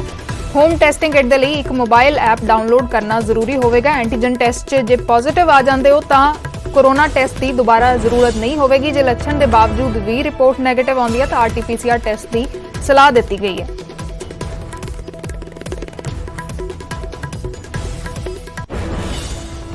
ਤੇ ਲੈਬ ਰਿਸਰਚ ਦੌਰਾਨ ਕੋਰੋਨਾ ਵਾਇਰਸ ਦੇ ਬਾਰੇ ਇੱਕ ਵੱਡਾ ਖੁਲਾਸਾ ਹੋਇਆ। ਮਰੀਜ਼ ਦੇ ਜਾਣ ਤੋਂ ਬਾਅਦ ਵੀ ਹਵਾ ਦੇ ਵਿੱਚ 2-3 ਘੰਟੇ ਕੋਰੋਨਾ ਵਾਇਰਸ ਰਹਿੰਦਾ ਹੈ। ਰਿਪੋਰਟ ਆਈ ਹੈ ਲੈਬ ਦੀ। ਮਰੀਜ਼ ਜਿੱਥੇ ਵੀ ਰੁਕੇਗਾ ਉੱਥੇ ਹਵਾ ਦੇ ਵਿੱਚ 2-3 ਘੰਟੇ ਕੋਰੋਨਾ ਵਾਇਰਸ ਰਹਿੰਦਾ ਹੈ। ਦੇਸ਼ ਦੀਆਂ 3 ਕੇਂਦਰੀ ਲੈਬਸ ਇਸ ਦੇ ਉੱਤੇ ਰਿਸਰਚ ਕਰ ਰਹੀਆਂ ਨੇ ਤੇ ਰਿਸਰਚ ਦੇ ਵਿੱਚ ਚੰਡੀਗੜ੍ਹ ਦੀ ਇਮਟੈਕ ਲੈਬ ਵੀ ਸ਼ਾਮਲ ਹੈ। एरोसोल जो स्प्रेड है, इसके जो है इसकी वजह से 2-3 चीजें सामने आ रही हैं। पहली सबसे बड़ी है, पहले हम कहते थे कि आप घर पे बैठो, अब हम एक और बात कर रहे हैं कि घर में भी आप कैसे बैठो। तो अगर आपके घर में कोई एक भी व्यक्ति है वो इन्फेक्टेड होके बाहर से आया है, या बाहर से कोई काम करने वाले जो आते हैं, आपके घर में काम करने वाले या कोई वेजिटेबल वेंडर्स हैं या कोई हैं, वो आपके घर में आते हैं, तो वो अगर अपने कीटाणु हैं जो वहां पर छोड़ गए। तो अगर हम क्लोज एनवायरनमेंट में खिड़कियों को, दरवाजों को बंद करके रखेंगे तो वो जो कीटाणु है अंदर ज्यादा वो रहेगा। आज इस पेंडेमिक शुरू को अगर हम देखें तो 1.5 साल हो चुका है। इसमें हमारी जो समझ है वो बढ़नी शुरू हुई और धीरे धीरे ये देखना शुरू हुआ कि जो फाइन पार्टिकल होते हैं उनके थ्रू भी ये एयर में सस्पेंडेड रहता है, यानी कि जो ड्रॉपलेट्स हैं और फाइन पार्टिकल्स हैं ये उनके बीच उन पे सस्पेंडेड रहता है। तो जो वेंटिलेशन होता है कि हमारे दरवाजे खुले हैं नहीं है, खिड़की खुले हैं नहीं है, एसी में भी एक वेंट ऑन ऑफ होता है, तो उसके ऊपर ये डिपेंड करता है कि ये वायरस कितनी देर स्टे करेगा। दूसरी चीज, ये जो वायरस एग्जिस्ट कर सकता है बट उसका लोड, मतलब कितने वायरस हैं, वो वायरल लोड जो है वो डिजीज को बढ़ाएगा या आपको कोविड-19 से अफेक्ट करेगा। ਪੰਜਾਬ 'ਚ ਕੋਰੋਨਾ ਵਾਇਰਸ ਦੇ ਨਾਲ ਮਰ ਰਹੇ ਲੋਕਾਂ ਦੀ ਪਰਿਵਾਰਾਂ ਦੇ ਲਈ ਆਰਥਿਕ ਮਦਦ ਦੀ ਮੰਗ ਉੱਠੀ। ਆਮ ਆਦਮੀ ਪਾਰਟੀ ਨੇ ਕਿਹਾ ਕਿ ਦਿੱਲੀ ਦੀ ਤਰਜ਼ ਤੇ ਪੰਜਾਬ ਦੇ ਵਿੱਚ ਵੀ ਕੋਰੋਨਾ ਮ੍ਰਿਤਕਾਂ ਦੇ ਪਰਿਵਾਰਾਂ ਦੀ ਮਦਦ ਕੀਤੀ ਜਾਵੇ। ਇਸ ਤੋਂ ਪਹਿਲਾਂ ਪ੍ਰਤਾਪ ਬਾਜਵਾ ਨੇ ਵੀ ਮ੍ਰਿਤਕਾਂ ਦੇ ਪਰਿਵਾਰਾਂ ਦੇ ਲਈ 1-1 ਲੱਖ रुपए ਦਾ ਮੁਆਵਜ਼ਾ ਮੰਗਿਆ ਸੀ। जिनके यहाँ कोरोना की वजह से मौत हुई है उन्हें 50-50 हज़ार रुपए का मुआवजा दिया जाएगा, एक्स ग्रेशिया अमाउंट मुआवजा दिया जाएगा। दिल्ली च केजरीवाल दे एक ऐलान ने पंजाब च भी मुद्दा खड़ा कर दिता है। मुद्दा यह कि कोरोना नाल जान गवाउण वाले दे परिवारां नूं सरकारी मदद दित्ती जावे, क्योंकि केजरीवाल सरकार ने मृतकों के परिवार वालियां नूं 50,000 की आर्थिक मदद देने का फैसला लिया है, जिस तो बाद पंजाब दे विच भी सुर तेज होण लगे ने। आम आदमी पार्टी ने तां सिद्धे तौर दे उत्ते कैप्टन सरकार नूं नाकाम दसदे होए दिल्ली दी तर्ज ते मदद दे ऐलान की डिमांड रख दित्ती। उन्हां नूं पता है बाजवा साहब नूं भी कहण नाल की जानना है। वो कहंदा जदों गल्लां दा कड़ा बनाउणा फिर मिठा घट क्यों पाउणा। उन्हां नूं पता है ना देना कैप्टन साहब ने 50,000 भी नहीं, लख भी नहीं। इसे करके ਉਹ भी बाजवा साहब भी लगातार ਜਿਹੜੀ ਖਿੱਚੋਤਾਣ ਦੀ ਲੜਾਈ ਆ ਉਹਦੇ ਵਿੱਚ ਹੀ ਬਿਜ਼ੀ ਨੇ। ਸੋ ਅਸੀਂ ਤਾਂ ਕਹਿੰਦੇ ਆ ਲੱਖ ਦੇ ਦੇਣ ਬਾਜਵਾ ਸਾਹਿਬ ਦੀ ਸੁਣ ਲੈਣ ਉਦੋਂ ਚੰਗੀ ਗੱਲ ਹੈ, ਪਰ ਘੱਟੋ ਘੱਟ ਵੀ 50,000 ਜਾਂ ਜਿੰਨਾ ਵੀ ਸਰਕਾਰ ਦੇ ਸਕਦੀ ਹੈ ਘੱਟੋ ਘੱਟ ਜਿਹੜਾ ਦੇਣ ਦਾ ਐਲਾਨ ਕਰਨਾ ਚਾਹੀਦਾ, ਤਾਂ ਕਿ ਇਸ ਮੁਸੀਬਤ ਦੇ ਮੌਕੇ ਜਿਹੜੇ ਸਾਡੇ ਸਟੇਟ ਦੇ ਲੋਕ ਇਸ ਮਹਾਮਾਰੀ ਚੋਂ ਗੁਜ਼ਰ ਰਹੇ ਆ ਸਰਕਾਰ ਉਹਨਾਂ ਦੇ ਨਾਲ ਖੜੇ, ਤਾਂ ਕਿ ਉਹਨਾਂ ਲੋਕਾਂ ਨੂੰ ਜਿਹੜਾ ਥੋੜਾ ਹੌਸਲਾ ਮਿਲੇ। ਅਜਿਹਾ ਨਹੀਂ ਕਿ ਸਿਰਫ ਆਮ ਆਦਮੀ ਪਾਰਟੀ ਹੀ ਹੈ ਜਿਸ ਨੇ ਇਸ ਤਰ੍ਹਾਂ ਦੀ ਮੰਗ ਕੀਤੀ ਹੋਵੇ। ਇਸ ਤੋਂ ਪਹਿਲਾਂ ਕੇਜਰੀਵਾਲ ਦੇ ਐਲਾਨ ਤੋਂ ਕੁਝ ਘੰਟਿਆਂ ਬਾਅਦ ਹੀ ਕਾਂਗਰਸ ਦੇ ਰਾਜ ਸਭਾ ਮੈਂਬਰ ਪ੍ਰਤਾਪ ਸਿੰਘ ਬਾਜਵਾ ਵੀ ਮੁੱਖ ਮੰਤਰੀ ਕੈਪਟਨ ਨੂੰ ਚਿੱਠੀ ਲਿਖ ਕੇ ਕੋਰੋਨਾ ਤੋਂ ਜਾਨ ਗਵਾਉਣ ਵਾਲਿਆਂ ਦੇ ਪਰਿਵਾਰ ਵਾਲਿਆਂ ਦੇ ਲਈ ਆਰਥਿਕ ਮਦਦ ਦਾ ਸੁਝਾਅ ਦੇ ਚੁੱਕੇ ਨੇ। ਬਾਜਵਾ ਦੇ ਹਿਸਾਬ ਨਾਲ ਇਹ ਰਕਮ 1 ਲੱਖ ਰੁਪਏ ਹੋਣੀ ਚਾਹੀਦੀ ਹੈ। फिलहाल हुण तक सरकार दे वल्लों कोई जवाब नहीं आया, पर सब दी नज़रां सरकार दे ऐलान दे उत्ते ही टिकियां हुईयां ने कि दिल्ली दी तर्ज ते कैप्टन सरकार भी कोविड मृतकां दे परिवारां दी बांह फड़ेगी। चंडीगढ़ तो नपिंदर बराड़, न्यूज़ 18 पंजाब। ਤੇ ਉਧਰ ਕੋਵਿਡ ਇੰਤਜ਼ਾਮਾਂ ਨੂੰ ਲੈ ਕੇ ਕੈਪਟਨ ਸਰਕਾਰ ਤੇ ਵਿਰੋਧੀਆਂ ਦੇ ਹਮਲੇ ਵੀ ਲਗਾਤਾਰ ਜਾਰੀ ਨੇ। ਸੁਖਬੀਰ ਬਾਦਲ ਨੇ ਇਲਜ਼ਾਮ ਲਗਾਇਆ ਕਿ ਸਰਕਾਰ ਦੀ ਵੱਧ ਇੰਤਜ਼ਾਮੀ ਦੇ ਕਰਕੇ ਹਾਲਾਤ ਵਿਗੜ ਰਹੇ ਨੇ ਤੇ ਭਾਜਪਾ ਆਗੂ ਤਰੁਣ ਚੁੱਗ ਨੇ ਕਿਹਾ ਹੈ ਕਿ ਕੋਰੋਨਾ ਨੂੰ ਭੁੱਲ ਕੇ ਮੰਤਰੀ ਤੇ ਮੁੱਖ ਮੰਤਰੀ ਕੁਰਸੀ ਦੀ ਲੜਾਈ ਦੇ ਵਿੱਚ ਲੱਗੇ ਹੋਏ ਨੇ। ਇਲਾਕਾ ਹੈ ਉੱਥੇ ਮੈਂ ਟੈਲੀਫੋਨ ਰਾਹੀਂ ਪਤਾ ਕੀਤਾ ਹੈ ਪਿੰਡਾਂ ਦੇ ਪਿੰਡ ਕੋਵਿਡ ਵਿੱਚ ਫਸ ਗਏ, ਟੈਸਟਿੰਗ ਨਹੀਂ ਹੋ ਰਹੀ। ਜਿਹੜੀ ਵੱਡੀ ਗੱਲ ਹੈ ਟੈਸਟਿੰਗ ਨਹੀਂ ਹੋ ਰਹੀ, ਉਹ ਵਿਚਾਰੇ ਲੋਕ ਪਿੰਡਾਂ ਵਾਲੇ ਲੋਕਾਂ ਨੂੰ ਦਵਾਈਆਂ ਵੀ ਨਹੀਂ ਪਹੁੰਚ ਰਹੀਆਂ, ਮੈਡੀਕਲ ਫੈਸਿਲਿਟੀ ਵੀ ਨਹੀਂ ਬਣ ਰਹੀ ਤੇ ਉਹਨਾਂ ਦੀਆਂ ਜਾਨਾਂ ਜਾ ਰਹੀਆਂ। ਅੱਜ ਲੋੜ ਹੈ ਸਰਕਾਰ ਨੂੰ ਇਮੀਡੀਏਟਲੀ ਸੀਰੀਅਸਲੀ ਆ ਸਮੱਸਿਆ ਨੂੰ ਕੰਟਰੋਲ 'ਚ ਆਪਣੇ ਕੰਟਰੋਲ 'ਚ ਕਰਨੀ। ਜੈ ਜੀ ਹਾਲਾਤ ਪੰਜਾਬ 'ਚ ਕੰਟਰੋਲ ਤੋਂ ਬਾਹਰ ਲੱਗ ਰਹੀ। ਪੰਜਾਬ ਦੀ ਸਵਸਥ ਸੇਵਾਵਾਂ ਦਾ ਢਾਂਚਾ ਪੂਰੀ ਤਰ੍ਹਾਂ ਚਰਮਰਾ ਚੁੱਕਾ ਹੈ। ਪੰਜਾਬ ਦੇ ਮੁੱਖ ਮੰਤਰੀ ਕੈਪਟਨ ਅਮਰਿੰਦਰ ਸਿੰਘ ਤੇ ਉਹਨਾਂ ਦੀ ਜਿਹੜੀ ਮੰਤਰੀ ਮੰਡਲ ਦੀ ਫੌਜ, ਉਹਨਾਂ ਦੀ ਲੀਡਰਸ਼ਿਪ ਆਪਸ 'ਚ ਲੜਨ 'ਚ ਹੀ ਲੱਗੀ ਹੋਈ ਹੈ।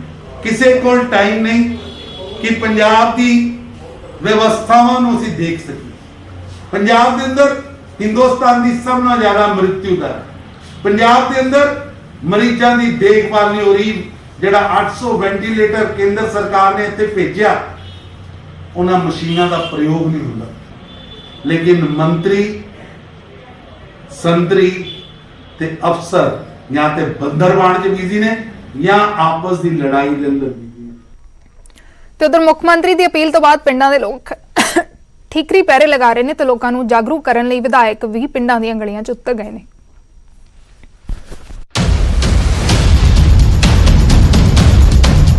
ਕੋਰੋਨਾ ਨੂੰ ਹਰਾਉਣ ਦੇ ਲਈ ਮੁੱਖ ਮੰਤਰੀ ਨੇ ਪਿੰਡਾਂ ਦੇ ਵਿੱਚ ਠੀਕਰੀ ਪਹਿਰੇ ਲਗਾਉਣ ਦੀ ਅਪੀਲ ਕੀਤੀ। ਇਸ ਅਪੀਲ ਨੂੰ ਕਈ ਪਿੰਡਾਂ ਦੇ ਲੋਕਾਂ ਨੇ ਭਰਵਾਂ ਹੁੰਗਾਰਾ ਵੀ ਦਿੱਤਾ ਹੈ ਤੇ ਕਈ ਪਿੰਡ ਇਸ ਨੂੰ ਲੈ ਕੇ ਸਰਕਾਰ ਤੇ ਹੀ ਸਵਾਲ ਚੁੱਕ ਰਹੇ ਨੇ। ਰੋਪੜ ਦੇ ਆਲਮਪੁਰ ਪਿੰਡ ਦੇ ਵਿੱਚ ਲੋਕ ਕੋਰੋਨਾ ਦੇ ਖਿਲਾਫ ਮੈਦਾਨ ਦੇ ਵਿੱਚ ਡਟ ਗਏ ਨੇ। ਪਿੰਡ 'ਚ ਠੀਕਰੀ ਪਹਿਰਾ ਲਗਾ ਕੇ ਬੈਠ ਗਏ ਨੇ। ਪਿੰਡ ਵਾਸੀਆਂ ਨੇ ਪਿੰਡ ਦੇ ਵਿੱਚ ਆਉਣ ਜਾਣ ਵਾਲੇ ਹਰ ਸ਼ਖਸ ਤੋਂ ਪੁੱਛਗਿੱਛ ਕੀਤੀ। ਸਵੇਰੇ ਮੁੰਡੇ 7:30-8 ਵਜੇ ਆ ਕੇ ਮੋਰਚਾ ਸੰਭਾਲ ਲੈਂਦੇ ਹੈਗੇ ਆ ਜੀ। ਪਿੰਡ ਦੀ ਸੇਵਾ ਕਰਦੇ ਆ ਮੁੰਡੇ, ਸਾਰੇ ਇੱਕਸਾਰ ਦੇ ਹੈਗੇ ਆ। ਜਿਨ੍ਹਾਂ ਵਿੱਚ ਸਾਡੇ ਬਜ਼ੁਰਗ ਹੈਗੇ ਉਹ ਵੀ ਸਾਡਾ ਪੂਰਾ ਸਾਥ ਦਿੰਦੇ ਆ ਜੀ। ਸਾਡਾ ਉਰੇ ਸਾਰੇ ਆ ਕੇ ਇਕੱਠੇ ਹੋ ਕੇ ਬੈਠਦੇ ਆ ਤੇ ਰਾਤੀ ਅਸੀਂ 10:30-11 ਵਜੇ ਤੱਕ ਉਰੇ ਬੈਠੇ ਰਹਿੰਦੇ ਆ। ਹਰ ਇੱਕ ਬੰਦੇ ਦਾ, ਹਰ ਇੱਕ ਪਿੰਡ ਵਾਸੀ ਦਾ ਪੂਰਾ ਸਾਨੂੰ ਸਹਿਯੋਗ ਹੈਗਾ ਜੀ। ਪੰਜਾਬ ਗਵਰਨਮੈਂਟ ਦੀਆਂ ਹਦਾਇਤਾਂ ਅਨੁਸਾਰ ਹਰ ਇੱਕ ਬੰਦੇ ਰਲ ਕੇ ਪੰਚਾਇਤ ਦਾ ਸਾਥ ਦੇ ਕੇ ਛੋਟੇ ਛੋਟੇ ਬੱਚੇ ਤੱਕ ਵੀ ਆਪਣੀ ਪੂਰੀ ਡਿਊਟੀ ਨਿਭਾ ਰਹੇ ਆ। ਮਾਸਕ ਪਹਿਨਣਾ, ਬੱਚਿਆਂ ਨੂੰ ਦੂਰ ਰਹਿ ਕੇ ਖੇਲਣਾ, ਇੱਥੋਂ ਤੱਕ ਛੋਟੇ ਛੋਟੇ ਬੱਚੇ ਤੁਹਾਨੂੰ ਸਾਹਮਣੇ ਤਸਵੀਰਾਂ ਦਿਖਾਵਾਂਗੇ ਮਾਸਕ ਲਾਈ ਬੈਠੇ ਆ। ਤੇ ਹਰ ਇੱਕ ਪਿੰਡ ਵਿੱਚ ਜੋ ਵੀ ਆਉਂਦਾ ਉਹਨੂੰ ਕਹਿੰਦੇ ਭਾਈ ਤੂੰ ਮਾਸਕ ਬੰਨ੍ਹ ਕੇ ਐਂਟਰ ਹੋਈ। ਤੇ ਇੱਥੇ ਸਾਨੂੰ ਬੜੀ ਕਹਿਣ ਦੇ ਵਿੱਚ ਬੜੀ ਖੁਸ਼ੀ ਹੁੰਦੀ ਹੈ ਕਿ ਸਾਡੇ ਪਿੰਡ ਵਿੱਚ ਕੋਈ ਵੀ ਕੇਸ ਕਰੋਨਾ ਦਾ ਨਹੀਂ ਹੈ। ਅਜਿਹੀ ਮੁਹਿੰਮ ਹੁਸ਼ਿਆਰਪੁਰ ਦੇ ਪਿੰਡ ਸਰੰਗਵਾਲ ਦੇ ਵਿੱਚ ਵੀ ਸ਼ੁਰੂ ਕੀਤੀ ਗਈ ਹੈ। ਇੱਥੇ ਲੋਕਾਂ ਨੇ ਠੀਕਰੀ ਪਹਿਰੇ ਲਗਾਏ ਨੇ ਤੇ ਆਉਣ ਜਾਣ ਵਾਲੇ ਸ਼ਖਸ ਦੀ ਜਾਂਚ ਕੀਤੀ ਜਾ ਰਹੀ ਹੈ। ਇਸ ਪਿੰਡ ਦੇ ਵਿੱਚ ਪਿਛਲੇ ਕਈ ਦਿਨਾਂ ਤੋਂ ਹੀ ਠੀਕਰੀ ਪਹਿਰੇ ਲਗਾਏ ਜਾ ਰਹੇ ਨੇ।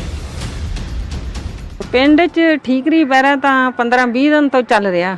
ਉਸ ਤੋਂ ਇਲਾਵਾ ਅਸੀਂ ਹਰ ਇੱਕ ਇਨਸਾਨ ਨੂੰ ਇਹ ਕਹਿੰਦੇ ਆ, ਅਨਾਉਂਸਮੈਂਟ ਕਰਵਾਈ ਹੈ ਵੀ ਬਹੁਤੇ ਬੰਦੇ ਇਕੱਠੇ ਨਾ ਹੋਣ, ਇਕੱਠ ਨਾ ਕਰੋ, ਔਰ ਜੋ ਵੀ ਕਿਤੇ ਜ਼ਰੂਰੀ ਕੰਮ ਹੈਗਾ ਤਦ ਹੀ ਘਰੋਂ ਨਿਕਲੋ। ਔਰ ਦੂਸਰਾ ਬੰਦਾ ਜੋ ਬਾਹਰ ਪਿੰਡ ਤੋਂ ਆਂਦਾ ਹੈਗਾ ਉਹਨੂੰ ਵੀ ਅਸੀਂ ਰੋਕ ਰਹੇ ਹਾਂ।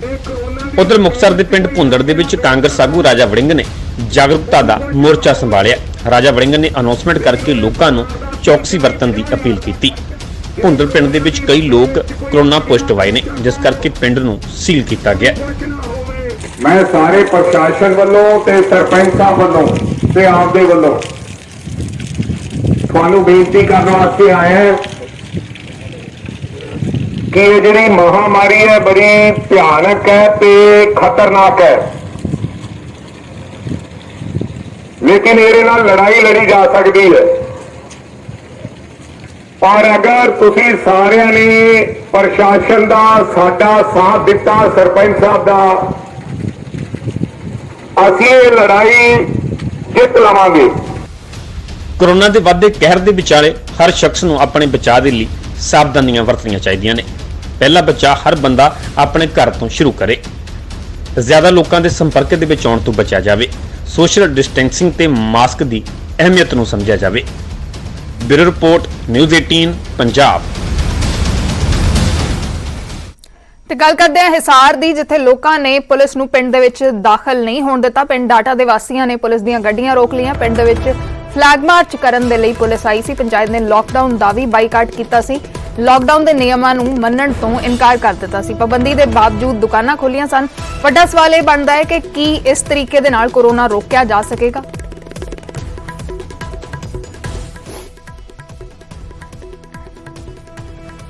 ਤੇ ਸਾਥ ਤੋਂ ਇਸ खबर ਤੇ ਵਧੇਰੇ जानकारी के लिए साडे सहयोगी संदीप सैनी जुड़े ने। संदीप, क्या है पूरा मामला? पुलिस की गाड़ियां रोक दी गई, हालांकि लॉकडाउन का बायकॉट किया गया था, उसके बाद पुलिस पहुंची थी, लेकिन पुलिस को एंटर नहीं होने दिया गया और तस्वीरों में भी काफी भारी भीड़ नजर आ रही है। मास्क भी लोगों ने नहीं पहने हुए। जी, साफ तौर से कल बुधवार को जो टाटा गांव है उन्होंने एक पंचायत की थी गांव में और ये फैसला लिया था कि वो जो लॉकडाउन है उसका बहिष्कार करते हैं और कोई भी लॉकडाउन की पालना नहीं करेंगे। उनका विरोध था कि जो हिसार में किसानों पर लाठीचार्ज हुआ और सीएम हिसार पहुंचे थे, उन्होंने भी लॉकडाउन की उल्लंघना की थी, काफी भीड़ जुटी थी। इसको लेकर ये फैसला लिया गया।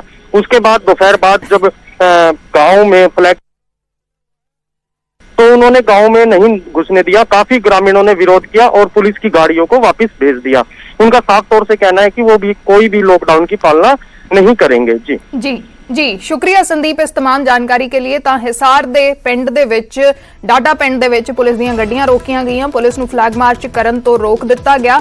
ਇਸ ਪਿੰਡ ਦੇ ਵਿੱਚ ਲਾਕਡਾਊਨ ਦਾ ਬਾਈਕਾਟ ਕੀਤਾ ਗਿਆ ਸੀ ਤੇ ਤਸਵੀਰਾਂ ਦੇ ਵਿੱਚ ਤੁਸੀਂ ਦੇਖ ਸਕਦੇ ਹੋ ਕਿ ਕਾਫੀ ਵੱਡੀ ਗਿਣਤੀ ਦੇ ਵਿੱਚ ਲੋਕ ਨਜ਼ਰ ਆ ਰਹੇ ਨੇ ਤੇ ਕਿਸੇ ਨੇ ਮਾਸਕ ਵੀ ਨਹੀਂ ਪਹਿਨਿਆ ਹੋਇਆ।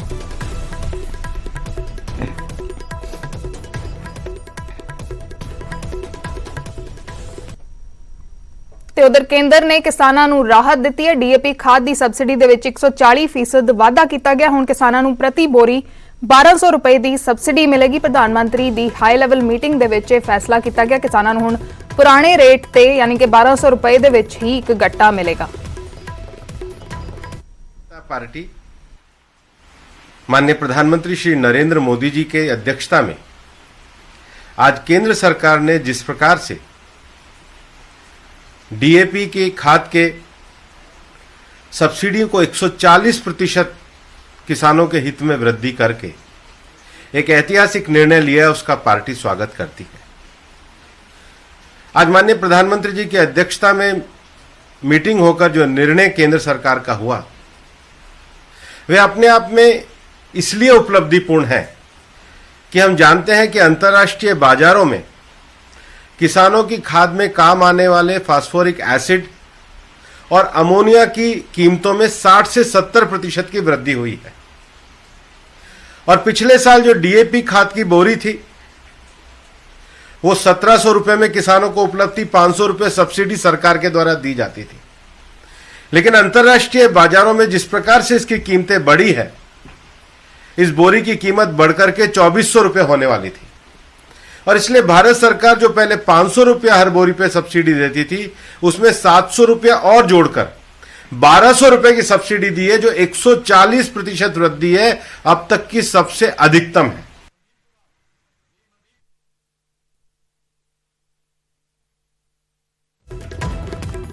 ਨੇ ਲਿਖਿਆ ਹੈ ਕਿ ਸਰਕਾਰ ਕਿਸਾਨਾਂ ਦੀ ਜ਼ਿੰਦਗੀ ਨੂੰ ਬਿਹਤਰ ਬਣਾਉਣ ਦੇ ਲਈ ਪ੍ਰਤੀਬੱਧ ਹੈ। ਇਸ ਲਈ ਕੌਮਾਂਤਰੀ ਕੀਮਤਾਂ 'ਚ ਵਾਧੇ ਦੇ ਬਾਵਜੂਦ ਅਸੀਂ ਉਹਨਾਂ ਨੂੰ ਪੁਰਾਣੀਆਂ ਦਰਾਂ ਤੇ ਹੀ ਖਾਦ ਮੁਹੱਈਆ ਕਰਵਾਉਣ ਦਾ ਫੈਸਲਾ ਲਿਆ ਹੈ। ਹੁਣ ਡੀਏਪੀ ਖਾਦ ਦਾ ਇੱਕ ਗੱਟਾ 2400 ਰੁਪਏ ਦੀ ਬਜਾਏ 1200 ਰੁਪਏ 'ਚ ਹੀ ਮਿਲੇਗਾ।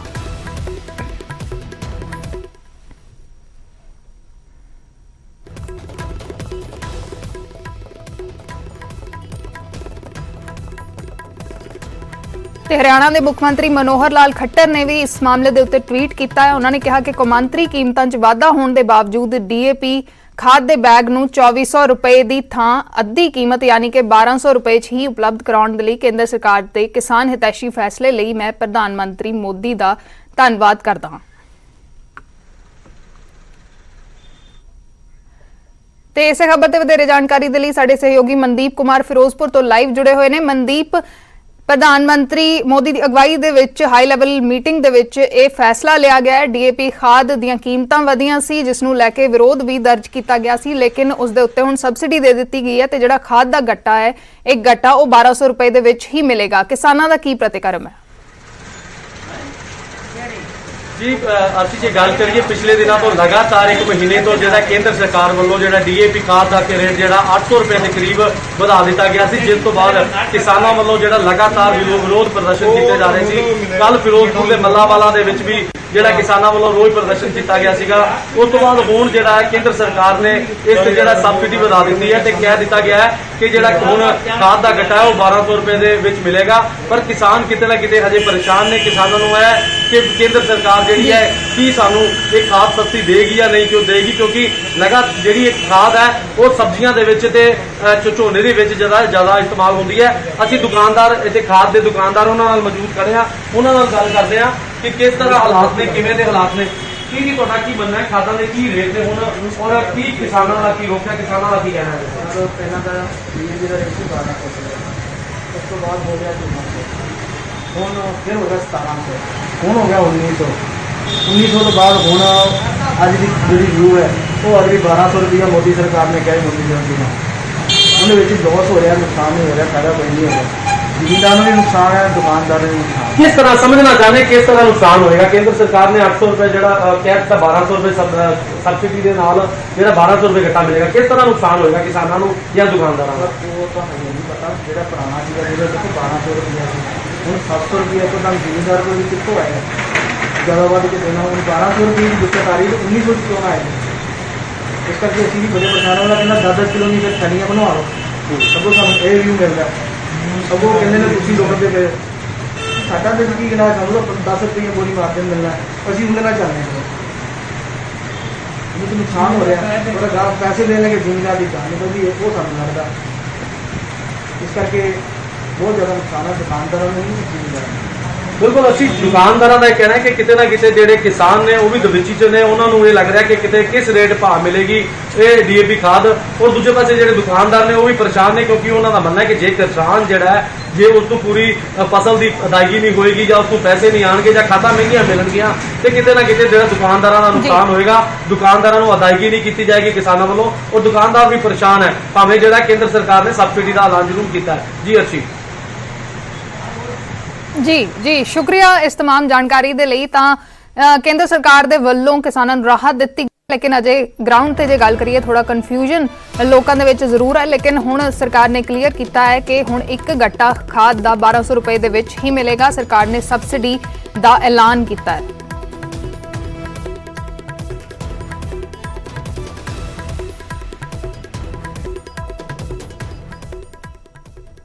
गल करते हैं नवजोत सिद्धू दी। नवजोत सिद्धू ने सीएम कैप्टन ते एक बार फिर निशाना लाया, अपनी ही पार्टी दे लोकां ते कार्रवाई की जा रही है। सिद्धू दा यह कहना है, सिद्धू ने कहा कि बादलां ते मजीठिया नूं बचाउण दी कोशिश की जा रही है ते इस कोशिश दे विच अपणियां दे उत्ते वार कीते जा रहे हैं। उन्होंने कहा कि नशे बेअदबियां ते माफिया राज ते कोई एक्शन नहीं लिया जा रहा। नवजोत सिद्धू ने एक बार फिर 75-25 का फॉर्मूला दोहराया है। तो नवजोत सिद्धू ने एक बार फिर कैप्टन अमरिंदर सिंह ते निशाना साधा है। उन्होंने कहा कि बादलां ते मजीठिया नूं बचाउण दी कोशिश की जा रही है ते इस दरम्यान अपणियां दे उत्ते जांच करवाई जा रही है, अपणियां नूं धमकाया जा रहा है, डराया जा रहा है। इस किस्म के उन्होंने निशाने कीते लाए ने। उन्होंने कहा कि अपनी पार्टी के लोगों ते कार्रवाई की जा रही है। जेडे सारे मसले ने, चाहे बेअदबी का मसला होवे, चाहे माफिया राज का मसला होवे, उहदे उत्ते कोई कार्रवाई नहीं की जा रही।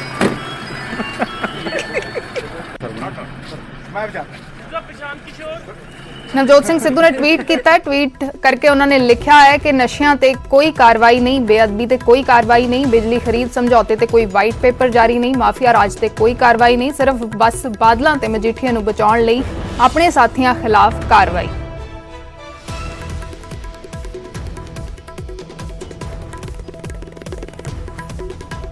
ते पंजाब कांग्रेस विचाले सियासी घमासान जारी है। इस विचाले हुण सुरजीत धीमान ने सरकार के खिलाफ मोर्चा खोल दिता है। उन्होंने विधायकों ते विजिलेंस की कार्रवाई की निखेधी की है। उन्होंने कहा कि मेरी विजिलेंस जांच करवा लवे सरकार। उन्होंने कहा कि विजिलेंस सरकार का पालतू तोता है। उन्होंने यह भी कहा कि चोणां दौरान किए वादे सरकार नूं पूरे करने चाहिए ने। बेअदबी मामलों के विच लोकां नूं इंसाफ नहीं मिलिया, पंजाब के नौजवानों नूं रोजगार नहीं मिलिया, यह सुरजीत धीमान का कहना है। उन्होंने कहा कि नशे के कारण सूबे की जवानी बर्बाद हो रही है। अमरगढ़ तो सुरजीत धीमान विधायक ने तो हुण एक होर विधायक ने सरकार दे उत्ते अपनी ही सरकार दे उत्ते सवाल चुके ने। उन्होंने कहा कि विजिलेंस सरकार का तोता है ते उन्होंने विधायकों के उत्ते विजिलेंस जांच की कार्रवाई की निखेधी की है। उन्होंने कहा कि मेरी भी विजिलेंस जांच सरकार करवा लवे, सरकार का पालतू तोता है विजिलेंस, ये उन्होंने कहना है। उन्होंने ये भी कहा, निशाना लाया अपनी ही सरकार ते कि चोणां दे विच कीते गए वादे पूरे नहीं किए गए। तो संगरूर तो इसे खबर से वधेरे जानकारी के लिए साडे सहयोगी राकेश कुमार फोन लाइन ते जुड़े ने। राकेश, की है पूरी जानकारी? हुण एक होर विधायक दे वल्लों अपनी ही सरकार नूं निशाना बनाया जा रहा है। बिल्कुल अर्शी, जिस तरह लगातार जेडे विधायक ने अपनी ही सरकार के खिलाफ बोल रहे ने, क्योंकि विधायकों के उपर विजिलेंस की कार्रवाई लगातार की जा रही है। प्रगट सिंह नूं जिस तरह धमकी दी गई कैप्टन के सलाहकार ने, तो उस तो बाद होर भी विधायक खफा ने। हुण सुरजीत धीमान जिहड़े अमरगढ़ तो विधायक ने, उन्होंने अपनी ही सरकार के खिलाफ मोर्चा खोलिया। उन्होंने कहा कि मैं पहला भी यह मुद्दे उठांदा रहा ते पहला भी यह इतराज उठाया कि जो वादे चोणां दे विच सरकार ने कीते सी, चाहे वो नशा होवे, बेरोजगारी होवे, उसनूं खत्म नहीं किया गया। इस करके जेकर कैप्टन सरकार ने कोई कार्रवाई करनी है, सब तो पहला मेरे ते विजिलेंस कार्रवाई करे, क्योंकि जिहड़ी विजिलेंस की कार्रवाई हुंदी है, जिहड़ी विजिलेंस हुंदा है, एक विभाग हुंदा है, वो समय समय सरकारां दा जिहड़ा पालतू तोता हुंदा है। यह जिहड़ी उन्होंने सख्त निखेधी की है भी जिस तरह विजिलेंस की कार्रवाई हो रही है, सरकार जिहड़ी बिल्कुल चुप बैठी है। इस तरह दी कार्रवाइयां बिल्कुल ਬਰਦਾਸ਼ਤ ਨਹੀਂ ਕੀਤੀਆਂ ਜਾਣਗੀਆਂ। ਤਾਂ ਅਰਸ਼ੀ ਉਹਨਾਂ ਨੇ ਇਹ ਵੀ ਗੱਲ ਕਹੀ ਹੈ ਕਿ ਜਿਸ ਤਰ੍ਹਾਂ ਬੇਅਦਬੀ ਕਾਂਡ ਹੋਇਆ ਉਸ ਦੇ ਵਿੱਚ ਦੋਸ਼ੀਆਂ ਨੂੰ ਸਜ਼ਾ ਨਹੀਂ ਦਿੱਤੀ ਜਾ ਰਹੀ ਜਾਂ ਬੇਰੁਜ਼ਗਾਰੀ ਇੰਨੀ ਜ਼ਿਆਦਾ ਵਧ ਰਹੀ ਹੈ। ਤੇ ਨਸ਼ੇ ਦਾ ਮੁੱਦਾ ਤਾਂ ਉਹਨਾਂ ਨੇ ਪਹਿਲਾਂ ਵੀ ਉਠਾਇਆ ਸੀ ਕਿ ਸਾਡੇ ਹਲਕੇ ਦੇ ਵਿੱਚ ਹਰ ਰੋਜ਼ ਨੌਜਵਾਨ ਨਸ਼ੇ ਨਾਲ ਮਰ ਰਹੇ ਨੇ, ਸਰਕਾਰ ਕੁਝ ਨਹੀਂ ਕਰ ਰਹੀ। ਇਸ ਕਰਕੇ ਸਭ ਤੋਂ ਪਹਿਲਾਂ ਉਹਨਾਂ ਨੇ ਮੁੱਦਾ ਉਠਾਇਆ ਤਾਂ ਉਹਨਾਂ ਨੇ ਕਿਹਾ ਕਿ ਸਭ ਤੋਂ ਪਹਿਲਾਂ ਵਿਜੀਲੈਂਸ ਦੀ ਕਾਰਵਾਈ ਵੀ ਮੇਰੇ ਤੇ ਕਰੇ ਸਰਕਾਰ। ਜੀ ਸ਼ੁਕਰੀਆ ਰਾਕੇਸ਼ ਇਸ ਪੂਰੀ ਜਾਣਕਾਰੀ ਦੇ ਲਈ। ਤਾਂ ਹੁਣ ਇੱਕ ਹੋਰ ਕਾਂਗਰਸੀ ਵਿਧਾਇਕ ਨੇ ਆਪਣੀ ਸਰਕਾਰ ਦੇ ਉੱਤੇ ਸਵਾਲ ਚੁੱਕੇ ਨੇ। ਉਹਨਾਂ ਨੇ ਨਿਖੇਧੀ ਕੀਤੀ ਹੈ ਵਿਜੀਲੈਂਸ ਜਾਂਚ ਦੀ ਵਿਧਾਇਕਾਂ ਦੇ ਉੱਤੇ, ਤੇ ਉਹਨਾਂ ਨੇ ਇਹ ਵੀ ਕਿਹਾ ਕਿ ਸਭ ਤੋਂ ਪਹਿਲਾਂ ਮੇਰੀ ਜਾਂਚ ਕਰਵਾ ਲਵੇ ਸਰਕਾਰ, ਤੇ ਇਹ ਵੀ ਨਿਸ਼ਾਨਾ ਬਣਾਇਆ ਆਪਣੀ ਸਰਕਾਰ ਨੂੰ ਕਿ ਜਿਹੜੇ ਵੀ ਚੋਣ ਵਾਅਦੇ ਕੀਤੇ ਗਏ ਸੀ ਉਹ ਅਜੇ ਤੱਕ ਪੂਰੇ ਨਹੀਂ ਕੀਤੇ ਗਏ। ਤੇ ਕਾਂਗਰਸ ਦੇ ਇਸ ਅੰਦਰੂਨੀ ਕਲੇਸ਼ ਦੇ ਵਿਚਾਲੇ ਵਿਰੋਧੀਆਂ ਦੇ ਹਮਲੇ ਵੀ ਜਾਰੀ ਨੇ। ਸੁਖਬੀਰ ਬਾਦਲ ਨੇ ਕਾਂਗਰਸ ਨੂੰ ਡੁੱਬਦਾ ਜਹਾਜ਼ ਦੱਸਦਿਆਂ ਤੰਜ ਕੱਸਿਆ ਤੇ ਨਾਲ ਹੀ ਨਸੀਹਤ ਦਿੱਤੀ ਹੈ ਕਿ ਸਮਾਂ ਕੁਰਸੀ ਲਈ ਨਹੀਂ ਸਗੋਂ ਆਕਸੀਜਨ ਲਈ ਲੜਨ ਦਾ ਹੈ। ਮੈਂ ਕਾਂਗਰਸ ਲੀਡਰਸ਼ਿਪ ਨੂੰ ਬੇਨਤੀ ਕਰਦਾ, ਆ ਸਮਾਂ ਲੜਨ ਦਾ ਨਹੀਂ, ਕੁਰਸੀ ਦੀ ਲੜਾਈ ਨਹੀਂ, ਆਕਸੀਜਨ ਦੀ ਲੜਾਈ ਲੜੋ, ਹਸਪੀਟਲ ਦੀ ਬੈੱਡ ਦੀ ਲੜਾਈ ਲੜੋ, ਦਵਾਈਆਂ ਦਿਵਾਉਣ ਦੀ ਲੜਾਈ ਲੜੋ। ਆ ਸਾਰੇ ਕੁਰਸੀ ਦੀ ਲੜਾਈ ਤੇ ਲੱਗੀ ਹੈ। ਇਹਨਾਂ ਦੇ ਪੈਰਾਂ ਥੱਲੋਂ ਜ਼ਮੀਨ ਖਿਸਕ ਗਈ ਹੈ। ਤੁਹਾਨੂੰ ਸਾਰਿਆਂ ਨੂੰ ਪਤਾ ਹੁੰਦਾ ਹੈ, ਇੱਕ ਕਹਾਵਤ ਹੈ, ਜਦੋਂ ਉਹ ਜਹਾਜ਼ ਡੁੱਬਦਾ ਹੈ ਸਾਰੇ ਚੂਹੇ ਛਾਲਾਂ ਮਾਰਨ ਲੱਗ ਜਾਂਦੇ ਆ। ਤੇ ਅਗਲੀ ਖਬਰ ਦਾ ਰੁਖ ਕਰਦੇ ਹਾਂ। ਅਮਿਤਾਭ ਬੱਚਨ ਦੇ ਵਿਵਾਦ ਦੇ ਵਿਚਾਲੇ ਇੱਕ ਜਥੇਦਾਰ ਨੂੰ ਲਿਖੀ ਚਿੱਠੀ ਸਾਹਮਣੇ ਆਈ ਹੈ। ਭਾਈ ਕੇਹਰ ਸਿੰਘ ਦੇ ਬੇਟੇ ਚਰਨਜੀਤ ਨੇ ਇਹ ਚਿੱਠੀ ਲਿਖੀ ਹੈ। ਉਹਨਾਂ ਨੇ ਕਿਹਾ ਕਿ ਬਿਨਾਂ ਵਜ੍ਹਾ ਦਾਨ ਵਾਲਾ ਮਾਮਲਾ ਉਛਾਲਿਆ ਜਾ ਰਿਹਾ ਹੈ। ਉਹਨਾਂ ਨੇ ਅਮਿਤਾਭ ਬੱਚਨ ਦੀ ਚਿੱਠੀ ਦਾ ਵੀ ਹਵਾਲਾ ਦਿੱਤਾ। ਅਮਿਤਾਭ ਬੱਚਨ ਨੇ ਚਿੱਠੀ ਰਾਹੀਂ ਕਤਲੇਆਮ ਤੇ ਸਪਸ਼ਟੀਕਰਨ ਦਿੱਤਾ ਸੀ। 10 ਸਾਲ ਪਹਿਲਾਂ ਅਕਾਲ ਤਖਤ ਸਾਹਿਬ ਨੂੰ ਇਹ ਚਿੱਠੀ ਲਿਖੀ ਗਈ ਸੀ। ਕਤਲੇਆਮ 'ਚ ਕਥਿਤ ਭੂਮਿਕਾ ਦੇ ਉੱਤੇ ਉਹਨਾਂ ਦੇ ਵੱਲੋਂ ਸਪਸ਼ਟੀਕਰਨ ਦਿੱਤਾ ਗਿਆ ਸੀ। ਅਮਿਤਾਭ ਬੱਚਨ ਨੇ ਲਿਖਿਆ ਸੀ ਕਿ ਸਿੱਖਾਂ ਨੂੰ ਠੇਸ ਪਹੁੰਚਾਉਣ ਬਾਰੇ ਸੋਚ ਵੀ ਨਹੀਂ ਸਕਦਾ। ਸਿੱਖ ਕਤਲੇਆਮ ਦੇਸ਼ ਦੇ ਇਤਿਹਾਸ ਦਾ ਕਾਲਾ ਪੰਨਾ ਹੈ। ਅਮਿਤਾਭ ਵੱਲੋਂ ਦਿੱਲੀ ਕਮੇਟੀ ਨੂੰ ਦਾਨ ਦੇਣ ਦਾ ਵਿਰੋਧ ਹੋ ਰਿਹਾ ਲਗਾਤਾਰ, ਜਿਸ ਦੇ ਵਿਚਾਲੇ ਹੁਣ ਭਾਈ ਕੇਹਰ ਸਿੰਘ ਦੇ ਬੇਟੇ ਚਰਨਜੀਤ ਨੇ ਇਹ ਚਿੱਠੀ ਲਿਖੀ ਹੈ। ਤੇ ਇਸੇ ਖਬਰ ਤੇ ਵਧੇਰੇ ਜਾਣਕਾਰੀ ਦੇ ਲਈ ਸਾਡੇ ਸਹਿਯੋਗੀ ਰਾਜੀਵ ਅੰਮ੍ਰਿਤਸਰ ਤੋਂ ਫੋਨ ਲਾਈਨ ਦੇ ਉੱਤੇ ਜੁੜੇ ਨੇ। ਰਾਜੀਵ, ਕੀ ਹੈ ਪੂਰੀ ਜਾਣਕਾਰੀ? ਪਿਛਲੇ ਦਿਨਾਂ ਦੇ ਵਿੱਚ ਕਾਫੀ ਵਿਰੋਧ ਹੋਇਆ ਅਮਿਤਾਭ ਬੱਚਨ ਦੇ ਦਾਨ ਦੇਣ ਦਾ, ਤੇ ਉਸ ਤੋਂ ਬਾਅਦ ਹੁਣ ਇਹ ਚਿੱਠੀ ਸਾਹਮਣੇ ਆਈ। ਜੀ ਹਾਂ, ਦੇਖੋ ਅਰਸ਼ੀ, ਇਹ ਪੂਰਾ ਮਾਮਲਾ ਉਸ ਵੇਲੇ ਸਾਹਮਣੇ ਆਇਆ ਜਦੋਂ ਇਹ ਗੱਲ ਸਾਹਮਣੇ ਆਈ ਸੀ ਕਿ ਅਮਿਤਾਭ ਬੱਚਨ ਵੱਲੋਂ, ਕਿਉਂਕਿ ਕੋਵਿਡ ਦੇ ਦੌਰਾਨ ਦਿੱਲੀ ਗੁਰਦੁਆਰਾ ਮੈਨੇਜਮੈਂਟ ਕਮੇਟੀ ਵੱਲੋਂ ਬਹੁਤ ਸਾਰੇ ਸੇਵਾ ਦੇ ਕਾਰਜ ਕੀਤੇ ਜਾ ਰਹੇ ਸਨ, ਤਾਂ ਉਹਨਾਂ ਨੇ ਵੀ ਇਹ ਮਹਿਸੂਸ ਕੀਤਾ ਕਿ ਇਸ ਸੇਵਾ ਦੇ ਵਿੱਚ ਹਿੱਸਾ ਪਾਇਆ ਜਾਵੇ। ਤਾਂ 2 ਕਰੋੜ ਰੁਪਇਆ ਉਹਨਾਂ ਵੱਲੋਂ ਦਿੱਲੀ ਗੁਰਦੁਆਰਾ ਮੈਨੇਜਮੈਂਟ ਕਮੇਟੀ ਨੂੰ ਦਾਨ ਵਜੋਂ ਦਿੱਤਾ ਗਿਆ ਸੀ, ਜਿਸ ਤੋਂ ਬਾਅਦ ਜੋ ਗੁਰਦੁਆਰਾ ਕਮੇਟੀ ਦੇ ਸਾਬਕਾ ਪ੍ਰਧਾਨ ਨੇ ਮਨਜੀਤ ਸਿੰਘ ਜੀ ਕੇ, ਉਹਨਾਂ ਵੱਲੋਂ ਇਤਰਾਜ਼ ਜਤਾਇਆ ਗਿਆ ਔਰ ਮਨਜੀਤ ਸਿੰਘ ਸਿਰਸਾ ਦੇ ਉੱਪਰ ਜਿਹੜਾ ਉਹ ਸਵਾਲ ਕੀਤੇ ਗਏ ਮਨਜਿੰਦਰ ਸਿਰਸਾ ਦੇ ਉੱਪਰ, ਔਰ ਅਕਾਲ ਤਖਤ ਸਾਹਿਬ ਵਿਖੇ ਸ਼ਿਕਾਇਤ ਵੀ ਕੀਤੀ ਗਈ ਕਿ ਮਨਜਿੰਦਰ ਸਿੰਘ ਸਿਰਸਾ ਦੇ ਖਿਲਾਫ ਕਾਰਵਾਈ ਕੀਤੀ ਜਾਵੇ। ਪਰ ਹੁਣ ਇਸ ਵਿਚਾਲੇ 2011 ਦੇ ਵਿੱਚ ਜਿਹੜੀ ਇੱਕ ਚਿੱਠੀ ਅਮਿਤਾਭ ਬੱਚਨ ਵੱਲੋਂ ਅਕਾਲ ਤਖਤ ਸਾਹਿਬ ਨੂੰ ਭੇਜੀ ਗਈ ਸੀ, ਔਰ ਉਸ ਦੇ ਵਿੱਚ ਉਹਨਾਂ ਨੇ ਜ਼ਿਕਰ ਕੀਤਾ ਸੀ ਕਿ ਉਹ ਵੀ ਇੱਕ ਸਿੱਖ ਪਰਿਵਾਰ ਦੇ ਨਾਲ ਸੰਬੰਧਿਤ ਨੇ। ਉਹਨਾਂ ਦੀ ਜਿਹੜੀ ਮਾਤਾ ਸੀ ਉਹ ਵੀ ਸਿੱਖ ਪਰਿਵਾਰ ਦੇ ਤੋਂ ਨੂੰ ਬਿਲੋਂਗ ਕਰਦੀ ਸੀ, ਤਾਂ ਇਸ ਕਰਕੇ ਮੈਂ ਸਿੱਖ ਭਾਵਨਾਵਾਂ ਨੂੰ ਕਦੇ ਵੀ ਆਹਤ ਨਹੀਂ ਕਰ ਸਕਦਾ। ਔਰ ਉਹਨਾਂ ਨੇ 1984 ਦਾ ਜ਼ਿਕਰ ਕੀਤਾ ਸੀ ਕਿ ਇਸ ਦੇ ਵਿੱਚ ਮੇਰੀ ਕੋਈ ਵੀ ਕਿਸੇ ਤਰ੍ਹਾਂ ਦੀ ਭੂਮਿਕਾ ਨਹੀਂ ਹੈ। ਤਾਂ ਹੁਣ ਇੱਕ ਵਾਰ ਫਿਰ 2011 ਵਾਲੀ ਚਿੱਠੀ ਇਸ ਲਈ ਵਾਇਰਲ ਹੋ ਰਹੀ ਹੈ ਕਿਉਂਕਿ ਇੱਕ ਵਾਰ ਫਿਰ ਅਮਿਤਾਭ ਬੱਚਨ ਦਾ ਜਿਹੜਾ ਜ਼ਿਕਰ ਹੋ ਰਿਹਾ ਔਰ ਅਮਿਤਾਭ ਬੱਚਨ ਦੀ ਜਿਹੜੀ ਭੂਮਿਕਾ 1984 ਨੂੰ ਲੈ ਕੇ ਉਸ ਦੇ ਉੱਪਰ ਸਵਾਲ ਖੜੇ ਹੋ ਰਹੇ ਨੇ। ਪਰ ਇਸ ਵਿਚਾਲੇ ਇੱਕ ਹੋਰ ਚਿੱਠੀ ਜਿਹੜੀ ਕਿ ਕੇਹਰ ਸਿੰਘ ਜਿਨ੍ਹਾਂ ਵੱਲੋਂ ਇੰਦਰਾ ਗਾਂਧੀ ਦਾ ਕਤਲ ਕੀਤਾ ਗਿਆ ਸੀ, ਉਹਨਾਂ ਦੇ ਬੇਟੇ ਵੱਲੋਂ ਇੱਕ ਚਿੱਠੀ ਲਿਖੀ ਜਾਂਦੀ ਹੈ ਅਕਾਲ ਤਖਤ ਸਾਹਿਬ ਨੂੰ, ਔਰ ਇਹ ਗੱਲ ਕਹੀ ਜਾਂਦੀ ਹੈ ਕਿ ਕੁਝ ਲੋਕ ਆਪਣੇ ਸਿਆਸੀ ਮਫਾਦਾਂ ਦੇ ਲਈ, ਸਿਆਸੀ ਆਪਣੇ ਲਾਹੇ ਦੇ ਲਈ ਅਜਿਹਾ ਕਰ ਰਹੇ ਨੇ, ਤਾਂ ਉਹਨਾਂ ਦੇ ਖਿਲਾਫ ਕਾਰਵਾਈ ਕੀਤੀ ਜਾਣੀ ਹੈ। ਤਾਂ ਕੁੱਲ ਮਿਲਾ ਕੇ ਇੱਕ ਵਾਰ ਫਿਰ 2011 ਦੀ ਜਿਹੜੀ ਅਮਿਤਾਭ ਬੱਚਨ ਦੀ ਚਿੱਠੀ ਆ ਇਸੇ ਲਈ ਉਹ ਚਰਚਾ ਦੇ ਵਿੱਚ ਹੈ। ਜੀ ਸ਼ੁਕਰੀਆ ਰਾਜੀਵ ਇਸ ਪੂਰੀ ਜਾਣਕਾਰੀ ਦੇ ਲਈ। ਤਾਂ ਅਮਿਤਾਭ ਬੱਚਨ ਨੇ 10 ਸਾਲ ਪਹਿਲਾਂ ਅਕਾਲ ਤਖਤ ਨੂੰ ਚਿੱਠੀ ਲਿਖ ਕੇ ਸਪਸ਼ਟੀਕਰਨ ਦਿੱਤਾ ਸੀ, ਜਿਸ ਦਾ ਜ਼ਿਕਰ ਭਾਈ ਕੇਹਰ ਸਿੰਘ ਦੇ ਬੇਟੇ ਚਰਨਜੀਤ ਵੱਲੋਂ ਇਸ ਚਿੱਠੀ ਦੇ ਵਿੱਚ ਕੀਤਾ ਗਿਆ ਹੈ ਤੇ ਕਿਹਾ ਗਿਆ ਹੈ ਕਿ ਇਸ ਮਾਮਲੇ ਨੂੰ ਜ਼ਬਰਦਸਤੀ ਉਛਾਲਿਆ ਜਾ ਰਿਹਾ ਹੈ।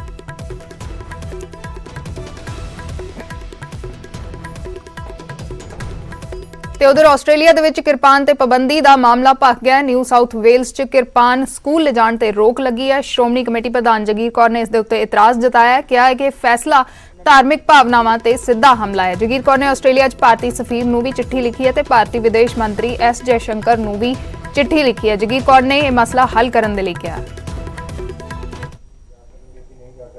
ਹੁਣੇ ਅਸੀਂ ਚਿੱਠੀ ਲਿਖੀ ਹੈ ਕੱਲ, ਕਿਉਂਕਿ ਬਿਆਨ ਵੀ ਦਿੱਤਾ ਸੀਗਾ ਆਸਟ੍ਰੇਲੀਆ ਵਿੱਚ ਸਾਡਾ ਜਿਹੜਾ ਹਾਈ ਕਮਿਸ਼ਨਰ ਹੈ ਇੰਡੀਆ ਦਾ, ਉਹਨੂੰ ਵੀ ਚਿੱਠੀ ਲਿਖੀ ਹੈ, ਤੇ ਨਾਲ ਹੀ ਜਿਹੜੇ ਐਕਸਟਰਨਲ ਮਿਨਿਸਟਰ ਹੈ ਭਾਰਤ ਸਰਕਾਰ ਦਾ, ਉਹਨਾਂ ਨੂੰ ਵੀ ਚਿੱਠੀ ਲਿਖੀ ਹੈ ਕਿ ਇਹਨੂੰ ਇਸ ਮੱਦ ਨੂੰ ਉਹਨਾਂ ਨਾਲ ਉੱਥੇ ਵਿਚਾਰ ਕਰਨ, ਟੇਕਅਪ ਲੈ ਕੇ ਇਸ ਮਸਲੇ ਨੂੰ ਟੇਕਅਪ ਕੀਤਾ ਜਾਵੇ। ਤੇ ਉਧਰ ਦਿੱਲੀ ਦੇ ਵਿੱਚ ਮੀਂਹ ਦਾ ਕਹਿਰ ਦੇਖਣ ਨੂੰ ਮਿਲਿਆ ਹੈ। ਨਜ਼ਫਗੜ੍ਹ ਇਲਾਕੇ ਦੇ ਵਿੱਚ ਇੱਕ ਸੜਕ ਧੱਸ ਗਈ ਹੈ। ਸੜਕ ਧੱਸਣ ਦੇ ਕਰਕੇ ਇੱਕ ਮਕਾਨ ਵੀ ਢਹਿ ਗਿਆ, ਇੱਕ ਟਰੱਕ ਵੀ ਖੱਡੇ ਦੇ ਵਿੱਚ ਡਿੱਗਿਆ। ਮੈਟਰੋ ਕੰਸਟਰਕਸ਼ਨ ਦਾ ਇੱਥੇ ਕੰਮ ਚੱਲ ਰਿਹਾ ਸੀ ਤਾਂ ਦਿੱਲੀ ਦੇ ਵਿੱਚ ਮੀਂਹ ਦਾ ਕਹਿਰ ਦੇਖਣ ਨੂੰ ਮਿਲਿਆ। ਨਜ਼ਫਗੜ੍ਹ ਇਲਾਕੇ ਦੇ ਵਿੱਚ ਇੱਕ ਸੜਕ ਧੱਸ ਗਈ, ਜਿੱਥੇ ਇੱਕ ਮਕਾਨ ਵੀ ਢਹਿ ਗਿਆ ਤੇ ਇੱਕ ਟਰੱਕ ਵੀ ਸੜਕ ਦੇ ਵਿੱਚ ਖੱਡੇ ਦੇ ਵਿੱਚ ਧੱਸ ਗਿਆ।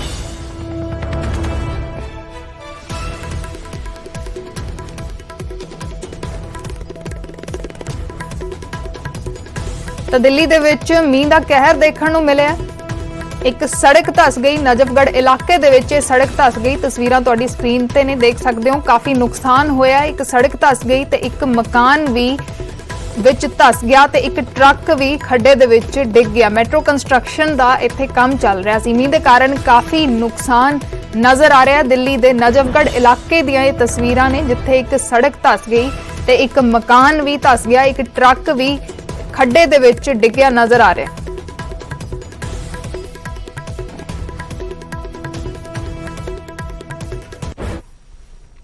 ਫਿਰੋਜ਼ਪੁਰ ਦੇ ਇੱਕ ਨਿੱਜੀ ਸਕੂਲ ਦੇ ਬਾਹਰ ਧਰਨਾ ਵੇਖਣ ਨੂੰ ਮਿਲਿਆ। ਬੱਚਿਆਂ ਦੇ ਮਾਪਿਆਂ ਨੇ ਜ਼ੋਰਦਾਰ ਪ੍ਰਦਰਸ਼ਨ ਕੀਤਾ। ਮਾਪਿਆਂ ਨੇ ਸਕੂਲ ਦੇ ਉੱਤੇ ਗੰਭੀਰ ਇਲਜ਼ਾਮ ਲਗਾਏ ਨੇ।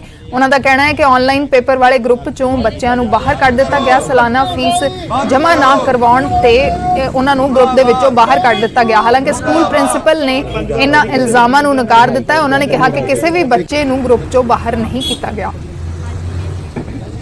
ਇਹ ਆਰਐਸਡੀ ਸਕੂਲ ਹੈ ਫਿਰੋਜ਼ਪੁਰ ਦਾ, ਔਰ ਦੇ ਡੋਂਟ ਬਾਦਰ ਕਿ DC Firozpur, SDM Firozpur, district education Firozpur, ਸਿੱਖਿਆ ਮੰਤਰੀ ਪੰਜਾਬ, ਮੁੱਖ ਮੰਤਰੀ ਪੰਜਾਬ, ਪੰਜਾਬ ਸਰਕਾਰ, ਹਾਈ ਕੋਰਟ, ਸੁਪਰੀਮ ਕੋਰਟ ਕੀ ਕਹਿੰਦੀ ਹੈ। ਇਹ ਕਹਿੰਦੇ ਕਿ ਸਾਡੀ ਹਜ਼ਾਰੇਦਾਰੀ ਹੈ, ਅਸੀਂ ਲੋਕਾਂ ਦਾ ਲਹੂ ਵੀ ਨਿਚੋੜਾਂਗੇ, ਚੰਮ ਵੀ ਲਾਵਾਂਗੇ। ਕਰੋਨਾ ਮਹਾਮਾਰੀ ਦੇ ਦਰਮਿਆਨ ਅਸੀਂ ਕੋਈ ਦਿਆਨਤਦਾਰੀ, ਕੋਈ ਜਿਹੜੀ ਹੈਗੀ ਹਿਊਮੈਨਿਟੀ ਨਹੀਂ ਦਿਖਾਉਣੀ। ਕਿਵੇਂ? ਪੰਜਾਬ ਸਰਕਾਰ ਦੀਆਂ ਕ੍ਰਿਸਟਲ ਕਲੀਅਰ ਹਦਾਇਤਾਂ ਨੇ। ਡੀਓ ਫਿਰੋਜ਼ਪੁਰ ਦਾ 2 ਦਿਨ ਪਹਿਲਾਂ ਅਖਬਾਰ 'ਚ ਬਿਆਨ ਆਇਆ ਕਿ ਸਕੂਲ ਜਿਹੜੇ ਸਿਰਫ ਟਿਊਸ਼ਨ ਫੀਸ ਲੈਣਗੇ। ਮਾਨਯੋਗ ਸੁਪਰੀਮ ਕੋਰਟ ਦੀਆਂ ਗਾਈਡਲਾਈਨ ਨੇ ਕਿ ਜਿਹੜਾ ਸਕੂਲ ਬੱਚਿਆਂ ਨੂੰ ਗਰੁੱਪ ਦੇ ਵਿੱਚੋਂ ਧੱਕੇ ਨਾਲ ਕੱਢੂਗਾ, ਬੱਚਿਆਂ ਨੂੰ ਪ੍ਰਮੋਟ ਨਹੀਂ ਕਰੂਗਾ, ਬੱਚਿਆਂ ਨੂੰ ਫੀਸ ਨਾ ਦੇਣ ਕਰਕੇ ਲੈਫਟ कराऊगा ग्रुप चों, उसकी एनओसी रद्द होगी। मुझे तो लगता है वो अननेसेसरी बैठे हैं। उनमें से बहुत पेरेंट्स मेरे पास आए हैं। मैंने लास्ट ईयर भी कंसेशन दिया था, इस साल भी दिया है। मुझे एप्लीकेशंस भी देकर गए हैं कि मैडम हमारे लिए कंसेशन दे दो। मैंने बोला कि हमारे सर ठीक नहीं है, जिस दिन आएंगे हो जाएगा। फिर भी उनमें से मैंने कई लोगों को दे दिया। और ये जो बाहर बैठे हैं उनमें से कई ऐसे हैं जिनके बच्चे अभी तक इनरोल नहीं हैं, क्लास लगा रहे हैं। और जो कहता है क्लास नहीं लगा रहे, वो मेरे पास उनके टीचर्स के मोबाइल के सारे स्क्रीनशॉट हैं, उनके बच्चों के, कईयों के बच्चों की हमारे पास रिकॉर्डिंग भी है। मेरे टीचर फ़ोन करते हैं कि बेटा आप क्लास नहीं लगा रहे, आगे से कहते हैं मैम हम लगा लेंगे, फ़ोन ख़राब था। फिर भी बोला कि ERP वाला लड़का 2-4 दिन प्रॉब्लम है, उसको कोविड हो गया, हमें वो मैनेज करना नहीं आ रहा, व्हाट्सएप पे होमवर्क जा रहा है। बेटा व्हाट्सएप वाला दूसरा ग्रुप चेक कर लो। ਤੇ ਉਧਰ ਲੁਧਿਆਣਾ ਦੀ ਕੇਂਦਰੀ ਜੇਲ੍ਹ ਉਸ ਸਮੇਂ ਚਰਚਾ 'ਚ ਆਈ ਜਦ ਇੱਥੇ ਕੈਦੀ ਜਸ਼ਨ ਮਨਾਉਂਦੇ ਹੋਏ ਨਜ਼ਰ ਆਏ। ਕੈਦੀਆਂ ਵੱਲੋਂ ਜਾਨ ਛਲਕਾਉਂਦਿਆਂ ਦੀ ਇੱਕ ਵੀਡੀਓ ਵਾਇਰਲ ਹੋਈ, ਜਿਸ ਤੋਂ ਬਾਅਦ ਪੁਲਿਸ ਪ੍ਰਸ਼ਾਸਨ ਹਰਕਤ 'ਚ ਆਇਆ ਤੇ ਇਸ ਮਾਮਲੇ 'ਚ 4 ਕੈਦੀਆਂ ਨੂੰ ਨਾਮਜ਼ਦ ਕੀਤਾ ਗਿਆ। ਪੁਲਿਸ ਵੱਲੋਂ ਇਹਨਾਂ ਨੂੰ ਰਿਮਾਂਡ ਤੇ ਲੈ ਕੇ ਪੁੱਛਗਿੱਛ ਕਰਨ ਦੀ ਵੀ ਸੰਭਾਵਨਾ ਹੈ।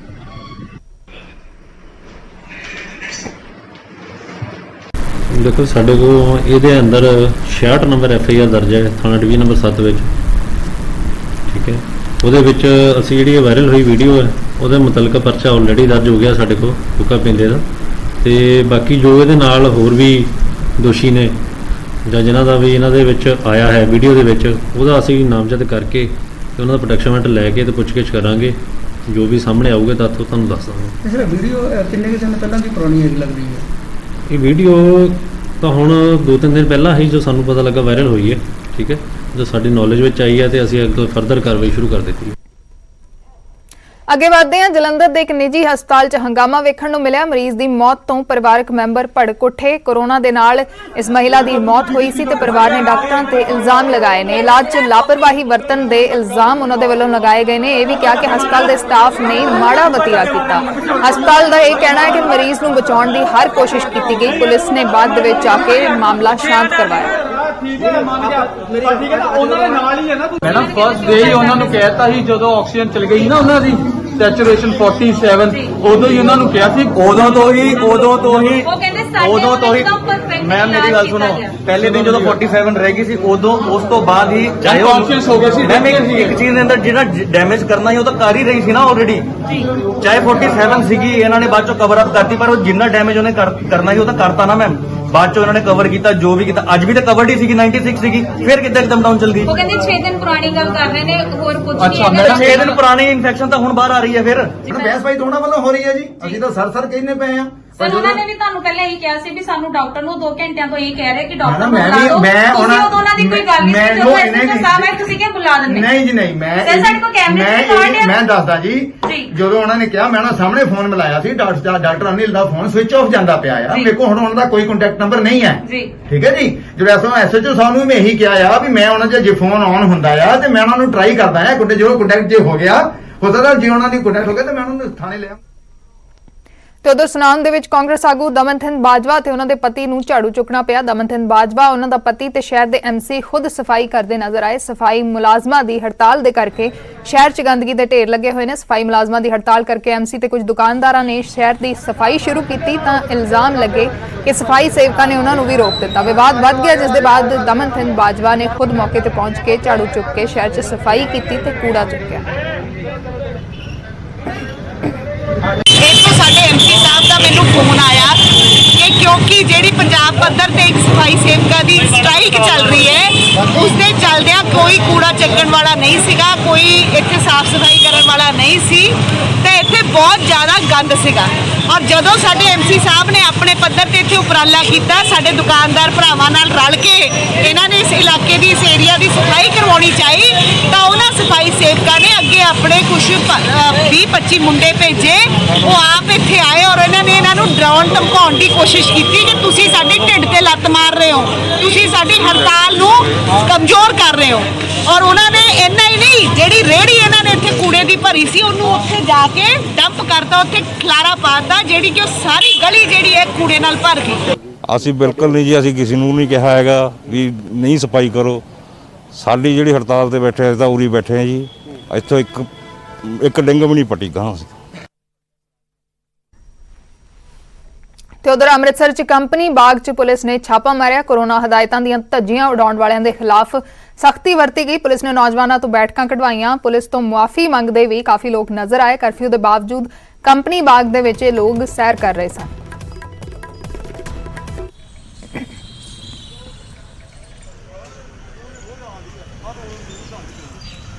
ਅੰਮ੍ਰਿਤਸਰ ਦੇ ਕੰਪਨੀ ਬਾਗ ਦੀਆਂ ਤਸਵੀਰਾਂ ਨੇ ਜਿੱਥੇ ਨੌਜਵਾਨ ਡੰਡ ਬੈਠਕਾਂ ਕਰਦੇ ਨਜ਼ਰ ਆ ਰਹੇ ਨੇ। ਕੋਰੋਨਾ ਹਦਾਇਤਾਂ ਦੀਆਂ ਧੱਜੀਆਂ ਉਡਾਈਆਂ ਜਾ ਰਹੀਆਂ ਸੀ ਜਿਸ ਦੇ ਖਿਲਾਫ ਪੁਲਿਸ ਨੇ ਸਖਤੀ ਵਰਤੀ। ਕੋਰੋਨਾ ਦੇ ਕਾਰਨ ਲੱਗੇ ਕਰਫਿਊ ਦੇ ਵਿਚਾਲੇ ਲੋਕ ਕੰਪਨੀ ਬਾਗ ਦੇ ਵਿੱਚ ਸੈਰ ਕਰਦੇ ਨਜ਼ਰ ਆਏ। ਵੱਡੀ ਗਿਣਤੀ ਦੇ ਵਿੱਚ ਲੋਕ ਨਜ਼ਰ ਆਏ ਤੇ ਪੁਲਿਸ ਨੇ ਪਹੁੰਚ ਕੇ ਸਖਤੀ ਦਿਖਾਈ। ਕਾਫੀ ਲੋਕਾਂ ਤੋਂ ਡੰਡ ਬੈਠਕਾਂ ਵੀ ਕਢਾਈਆਂ ਗਈਆਂ। ਤੇ ਉਧਰ ਪਟਿਆਲਾ ਦੇ ਵਿੱਚ ਪੁਲਿਸ ਟੀਮ ਤੇ ਹਮਲਾ ਹੋਣ ਦੀ ਖਬਰ ਆ ਰਹੀ ਹੈ। ਫਾਇਰਿੰਗ ਦੇ ਵਿੱਚ ਇੱਕ ਪੁਲਿਸ ਕਰਮਚਾਰੀ ਜ਼ਖਮੀ ਦੱਸਿਆ ਜਾ ਰਿਹਾ ਹੈ। ਸ਼ਰਾਰਤ ਤਸਕਰਾਂ ਨੂੰ ਕਾਬੂ ਕਰਨ ਦੇ ਲਈ ਪੁਲਿਸ ਗਈ ਸੀ। ਇੱਕ ਮੁਲਜ਼ਮ ਨੂੰ ਫੜਨ ਤੋਂ ਬਾਅਦ ਇਹ ਹਮਲਾ ਹੋਇਆ। ਪਟਿਆਲਾ ਦੇ ਸਨੌਰ ਦੇ ਪਿੰਡ ਜਗਤਪੁਰਾ ਦੀ ਇਹ ਘਟਨਾ ਹੈ।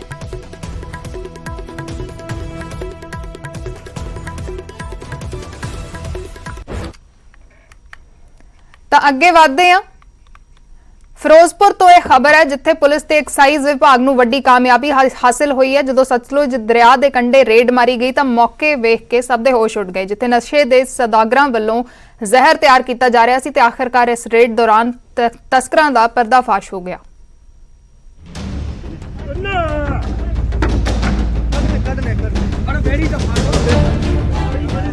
ਇਹ ਤਸਵੀਰਾਂ ਬਿਆਨ ਕਰ ਰਹੀਆਂ ਨੇ ਕਿ ਨਸ਼ੇ ਦੇ ਸੌਦਾਗਰਾਂ ਦੇ ਹੌਸਲੇ ਕਿੰਨੇ ਬੁਲੰਦ ਨੇ।